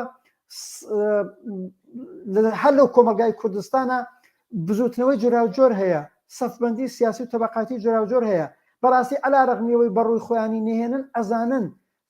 چەبوون و ئازادی خوازبوون و بەرابەری خوازبوون و کۆمۆنیستەکان لە کۆمەڵی کوردستانە ڕۆڵی گەورەیان ئێستاش هەیە و لە ئایندەش ئایان بێت ئەیانە و حتا لە بەرابەر ڕەقیبانی ناسیۆنالیستی خۆیانە عاقبەت ئەڵعان دوو سازمانی زەحمەت کێشان بە ناحەق نێوی خۆیان ناوە کۆمەڵە لە مرکزی هاوکاری کاریانەکەمانە ڕەقیبیانن ئەحزابێکی دیکەی ناسیۆنالیستن جریانی خودی ئیبراهیمی عەلیزادەکە بەرەو ناسیۆنالیزم زیاتر ڕۆیشتووە بە دەرەجەیە بە ڕەقیبی خۆیان نزانن عاقبەت بۆ ئەوەی هەم لە چوارچێوەی ڕەقیبانی خۆیانە و هەم لە تەقابل لەگەڵ ئازادی خوازی و بەرابەری بخوازی و کۆمۆنیزمی ئایندەی کوردستانە دەست باڵایان بێ پێیان وایە بێ یەک بگرنەوە یعنی تەشخیصی سیاسیانەوەیە کە بۆ مەسلحەت و منفعەتی خۆیان بەنظرم تەشخیصێکی نادروست نییە حەولیان داوە تێکۆشاون بۆەوەی یەکبوون بەنظرم ئەم فاکتۆرە فاکتۆرێکی مهمە فاکتۆرێکی دیکە ئەوەیە بەڕاستی جیابوونەوەی 8 ساڵەوە پێشیان هیچ بنەمایەکی سیاسی جدی نەبوو هەردووکیان ئەوەڵەن یەک حزب بوون هەرەوەختە یەک حزبی یەک بزوتنەوە هەردووکیان شعاری ئستراتیژیک و تاکتیکیان فدرالیزم و هەموو ئەوانە ئاینەن یەکە بە جیابوونەکەشیان بە نقطەش تەغییری نەکردووە ئاخرین قسە و باسێک لەگەڵ خودی خالدی عەزیزی دووسە هەفتە لەوە پێشکرا ئەین ئەمەی سەلمان وتی بابە ئەوان نەوێڵن شەڕ کێشەکە لەسەر نەوعی ئیدارەی حزب بوو من و تۆ بڵین بابە شەڕ لەسەر پۆست بوو شەڕ لەسەر مقامەکان بوو مسئولیەتەکان بوو واقعیەتەکەوەیە لە کۆنگرەی سێزدەی حزبی دموکراتی کوردستانی ئێران ئەوەختە هەموو یەکیان گرتبەوە کە دوای یەکگرتنەوەکە بوویان عاقبەت ئەم جناحی مستەفا هیجری جا چۆنی کردبوو من واردی جزئیاتی دەرونی تشکیلاتیان بە نەزەری تەرەفی مقابل انتخاباتیان معماری کرد بوو کارێکیان کرد بوو خۆیان لە نێو کۆنگرەکەدا ئەکسەریەت بەدەست بێنن ئەو بەشە ئەو سەهمە لە دەسەڵات کە لە نێو حزبە ئەو بەشە لە پۆست و مقام کە بێ بکەوێت دەست جناحەکەی بە عەبدوڵڵا حەسەنزادە و خالید عەزیزیەوە ئەناسرانەوە بەریان نەکەوتووە ینی شەر لەسەر پۆست و مقام و ئەڵبەتە ئەم ئەحزابی ناسیۆنالیستی کوردستانی ئێران وانی لەوێ هەن خودی ئەم ئوردوگایانەوە ئەم دەم دەستگایانە دروستکە بزنسی ماڵیشە پوڵێکی زۆر و سەرمایەکی زۆر هەم لە دەوڵەتی قلیمی وەرەگرن هەم لە دەوڵەتان لە دەوروبەر وەرەگرن یعنی سەر لەسەر پۆست و مقام و پوڵ و بەتەوری واقعی عاقبەت ئەم دەورانە بە قەولی خۆیان دوای دیالۆکایەکی زۆر کە بوویانە ئەمەیان بە جۆرێک ئەلان ڕوادارە ڕێحەلێکیان بۆ پیداکرد هەروە بینی مستەفا هیجری دارێت تەزمین کراوە تا 2 ساڵی ئایندا هەر ئەو ڕئیسی ئەوڵیانە باشە ڕەحمان من کاتی بەرنامەکەمان بە سخەنگ بوو کاتی بەرنامەکەمان تەواو بەڵام پرسیارێکی زۆر گرنگم ماوە ئەمێ زۆر بە کورتی جوابم بیتەوە حزبی دیموکرات خۆی یەکگرێتەوە دوو باڵەکەی بێ بە یەک باڵ و ئیتر نازانم ڕەنگە هەرەو بوو جە و شتەش تاسیری بوو بێ شەرتیان بۆ دانابن یەک نەگرنەوە بووجەکەتان نادەینێ ممکنەوە بێ کەس نازانێ بەڵام بە هەر حاڵ تۆ باسیەوەکی کە ئەزانێت کە وەزع لە ئێرانە گۆڕێت و ئیمکانیەوە هەیە کە حزبی دیموکرات ڕۆڵێکیە بە لایەندی سیاسی ئێرانە کۆمونیستەکان چیەکەن ئەوەی کە من ئەزانم ئەو کۆمەڵی کە ئێستا باست کرد کە چۆشی بە حزبی دیموکرات دادا بەداخەوە بۆ بە چەند باڵەوە بەشێکی زۆری باڵەکان ئێستا چۆنەتە ژێر باڵی حزبی دیموکراتەوە بە جۆرێک چوونەتە ژێر باڵی ناسیۆنالیزمەوە ئەوانەی کە ماونەتەوە ئەو ژمارە زۆرە کە ماونەتەوە لە کادر لە دەرەوەی وڵاتن یاخود لە ناویشەوە دیارە جەماوەرێکن بە دەوری ئەم باڵە شۆڕژگێڕ و سۆشیالیستە پەیگیرەوە ئەوان چیە وان زۆر بە کورتی ڕەحمان بە ئەوە بڵێم یەکێ لە دەلیلەکانی ئەوەی مستەفا هیجری ئاواها لە BBC و ئێشتا کوێ بە زمانێکی زۆر دارانە قساکە ئەویش ئەوەیە ئەبینێت دوودانە سازمانی زەحمەتکێشان بە نێوی کۆمەڵات چونتە ژێر باڵی ئەو لە نێو مرکزی هەمکاریان جریانی عەلیزادەش دوایەوەی عاقبەت لە ئاخرین کۆنگرەیەکا کە ئێتفاقەوت حزبی کۆمونیستی ئێران و سازمانی کوردستانی حزبی کۆمونیستی ئێران کە بەشێکی زۆر لە کادر و ئەندامانی باسابقین لەگەڵی نەماون و بەنێوی حزب کۆمونیست و سازمانی کوردستان کارەکەن ئەویش بەرەو ناسیۆنالیزم زیاتر ڕۆیشتەوە تا لە مەقسابی عمومیفە ئەمە بڕێک ئەو غرورەی بە ئەمسالی مستەفا هیجریدا بڵێ بە ئەمانە ڕقیبانی گوزەشتەی من بوون هەموو هاتوونەتە ژێر باڵمان لە نێو مرکزی هەمکاریە دەرنەچەم دەتوانم بەم زمانە قسە بکەم و بە تەوری واقعی یەکێتر لە هەدەفەکانی حزب دیموکرات لەم یەکگرتنەوە هەیە ئالئان لە چوارچێوەی جنبشی ناسیۆنالیستی کوردستانی ئێران دوای ئەم یەکگرتنەوەیان دەستباڵایەکی زیاتر پیدا کرد ئالئان بەستەری ئەسلی هێزی ئەوەڵی ناسیۆنالیزمی کوردستانی ئێران کوردی کوردستانەکان ناڵم کوردستانی ئێران حزب دیموکراتی کوردستانە لەم قابلاڵی ئەبێت چه بکرێت یا چیەکەین کۆمونیستەکان ئێمەین هەم لە سەراسەری ئێران و هەم لە کوردستان کۆمونیستەکانەوە بنەوەی سازمانی کوردستانی حزب کۆمونیستی ئێران خۆشبەختانە خۆیان لە خەت و جریانی عەلیزادەی ناسیۆنالیست واقعاً جیا کردەوە لە عین حاڵە جریان و ڕێکخراوی دیکەی کۆمونیستی و کۆمونیست کارگەری هەر لەو جامعەی کوردستانە وجودی هەیە بەڵام پێش حزب و سازمانەکان لە ناخی کۆمەلگاکەدا کۆمەلگای کوردستانی ئێران بزوتنەوەی چەپ و کۆمونیستی و ڕادیکاڵ یەکی قەوی وجودی هەیە کە بەشێکی واقعاً بەشێکی زۆری ئێشتا کوێ لەگەڵ حزبەکان واجم لە لەگەڵ حزبەکەی ئێمە ژنین پێم وابێت لە ئاڵۆگۆڕەکان کە بە وجود بێ ئەو قوتبی چەپ و کۆمونیستی جامعەی کوردستان ڕۆڵێکی گەورەیە بێ هەر ئەم تەزاوراتانەی دوێنەکەی سەقز و سنە هەر کەس تەمەشای کازانێ مۆر و نیشانەی چەپ و کۆمونیستەکانی پێوە دیارە واگە مۆر و نیشانەی چەپ و کۆمونیستەکانی پێوە دیار نەبووە ڕاوەستان تا ڕۆژی دووشەمە ینی سبەینێ بۆی بچنەوە ماڵە دابنیشن دەیوایان نەکرد زۆرتر ئەو جەهەتە کۆمونیستیە زاڵ بوو ئێمە چ دەکەین ئێمەی کۆمونیستەکانیش بەحاڵ هەم وەکو ئەحزاب هەم وەکو بزوتنەوەیکی چەپ و کۆمونیستی هەم وەکو ئەحزاب بەنظرم بەرنامەی ڕۆشن وجودی هەیە استراتیژی و سیاسەتی ڕۆشنمان هەیە زۆر ڕۆشنتر لە گوزەشتە تاکتیکی ڕۆشن لەو بابەتەوە هەیە موجودیەتی ئیجتیماعی و سازمانیشمان هەیە بەرحاڵ ئێمە نقطە قووەتی ئەسلیەکەوە هەیە بزوتنەوەیکی کاریگەری سەرزەند وجود هەیە بزوتنەوەیکی ئازادی خوازانەی ژنان وجودی هەیە بزوتنەوەی فەرهەنگیان و معلمانێک وجودی هەیە کە هەم لە سەراسەری ئێرانە هەم لە کوردستانە ئەساسەن شعاریان قسەیان سیاستیان ڕادیکاڵە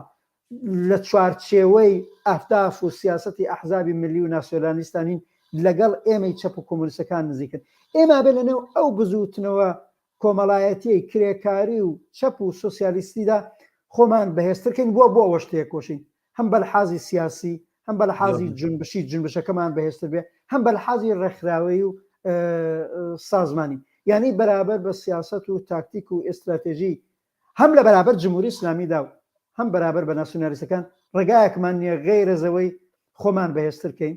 خۆمان ڕێکخراوترکەین خۆمان منەزەمترکەین هەم وەکو ئەحزاب و لە عین حاڵە شاید منزورێکی تۆکەش ئەوە بێ ئێمە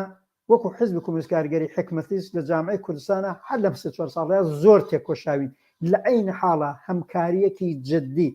بینی ئەو ڕێکخرا و سازمانانەی کە خۆمان بە چەپ و کۆمونیستە زانین بەوجود بێنین خۆشبەختانە هەر ئێستا هاوکاریەکی باش لە سەڵاتی کوردستانە بینی کمیتەی کوردستانی حزب کۆمونیست کارگەری حکمەتیست و سازمانی کوردستانی حزب کۆمونیستی ئێران کۆمەڵە وجودی هەیە و هەر پێرەکە ئەبینی ئێمە بانگەوازێکی مشترکمان بە دوای مەرگی مەحسای عەزیزا کرد اتفاقا بانگەوازەکەی ئێمە وتمانە خەڵکینە بخرۆشێنە خیابان و بەڕاستی ئەوان ئەو خەڵکە و کاریان کرد ناڵم ڕاستە و خۆفەقر داوەڵی شەوتم ئەو کاران کرد سیاست و بۆچوونمان هەیە لە عین حاڵە زۆر کۆڕ و کۆمەڵ زۆر مەحافل هەم لە دەرەوە هەم لە ناوەوە هەن لە دنی بزوتنەوەی کرێکاری و سوسیالیستی و جامەدا ئێستا بە ئەندازەی کافی هاو قەدەم نین ئێستا بە ئەندازەی کافی هاوجهات نین احتیاج بەوە هەیە پا بەپای ئەوەی جریاناتی ڕاست و ناسیۆنالیست هاوکارترە بن و خۆیان نزیکترەکەنەوە بە نظرم جریاناتی چەپ و کۆمونیستیش ڕۆشنتر هاوقەدەمتر هاوگامتر لە دڵی بزوتنەوەکانە هێزی خۆمان بزوتنەوەی خۆمان ڕێکخراوترکەین تەجروبە هەیە پوختەکەی گوزەشتە هەیە پێم وایە لە دوا ڕۆژی ئێران وە بە تایبەت کوردستانە ئێمەی کۆمونیستەکان دووبارە ئەتوانێت ڕۆڵێکی کاریگەرمان بێ و بۆ ئەوە تێکۆشین زۆر باش کوردستان ئالتەرناتیوی کاریگەری سوسیالیستی دەستباڵا پەیداکە و بەرە و ئیدارە و حاکمیەتێکی شۆڕایی و کاریگەری لێوێنە قەدەم دەستەکانە خۆش ڕەحمانجان ئەم باسانەی ئەخیرمان لە هەموو لە باسەکان بەشێکە لە باسە گرنگەکانی کە باید بمان کرد ئەڵام بەداخەوە فرسەتی بەرنامەکەمان لەمە زیاتر نییە قسانەی کە کردت جێگەی ئومێدە جێگەی خۆشحاڵیە بەڵام هێشتا قسەی گشتین من پێم خۆش بوو ورتر لەسەرەوانە قسە بکەین بەڵام ئەمە هەڵەگرین بۆ فرسەتی تر و بەرنامەی تر زۆر سپاس دەکەم وەختێکی زۆر لەگەڵ ما بوویت باندوو بوویت دەستەکانە خۆش بێت دووبارەوە سپاسی بەشداری دەکەم لەم بەرنامەیە بۆ مێدەوەی لە دیداری تراپێک بگەینەوە و قسە و باسی زۆرترمان بێت زۆر سپاس ئەوجاگە من ماندوو بوو بێتم تۆ ماندوو تریش بووی بەڕێوەشت بردووە ئەوەڵەن دەستی تۆ خۆش بە نظر من باسانە زۆر جێگای لەگدانەوەی زیاترە بەسەر چاو بۆ دوا ڕۆژە کار من باوە بڵێم کەم و کۆڕ و کەمبودیش زۆرە لە سەفی بزوتنەوەی کاریگەری و سوسیالیستی اتفاقا مخالفان ئێمە ئیمکاناتێکی زیاتریان هەیە ئێمە لە باز زمینەیە کە ئیمکاناتمان کەمترە نقطە قووەتی ئێمەوەی بزوتنەوەکە لە نێو کۆمەڵگادا ئەتوانین پێی پشت دەستور بین زۆر چاکە لە فرسەتی ئایندەدا من ئامادەم قسەی زیاتری لەسەر بکەم هەر بژین زۆر باش خۆش بژی دەستەکان خۆش هەر بژین بەڵێ عزیزان و خۆشەویستان بەم جۆرە هاتی نەکۆتایی بەرنامەکەمان بەبێ نەخشەی خۆمان زیاتر لە 2 سەعات درێژەی کێشە دواتر ناچارە بینە بەرنامانە بەشبەشکەین و دووبارە بڵاوێنکەینەوە لە ڕێگەی یوتیوبەوە لە ڕێگەی یوتیوبەوە هاوکارمان بن سەبسکرایبان بکەن بە دۆست و ئاشنانی خۆتانمان بناسێن تا بەرنامەیەکی تر و دیدارێکی لەگەڵ ئێوەی عزیزە بە شادی و کامەرە ئینتەرنەت سپێرم هەر بژین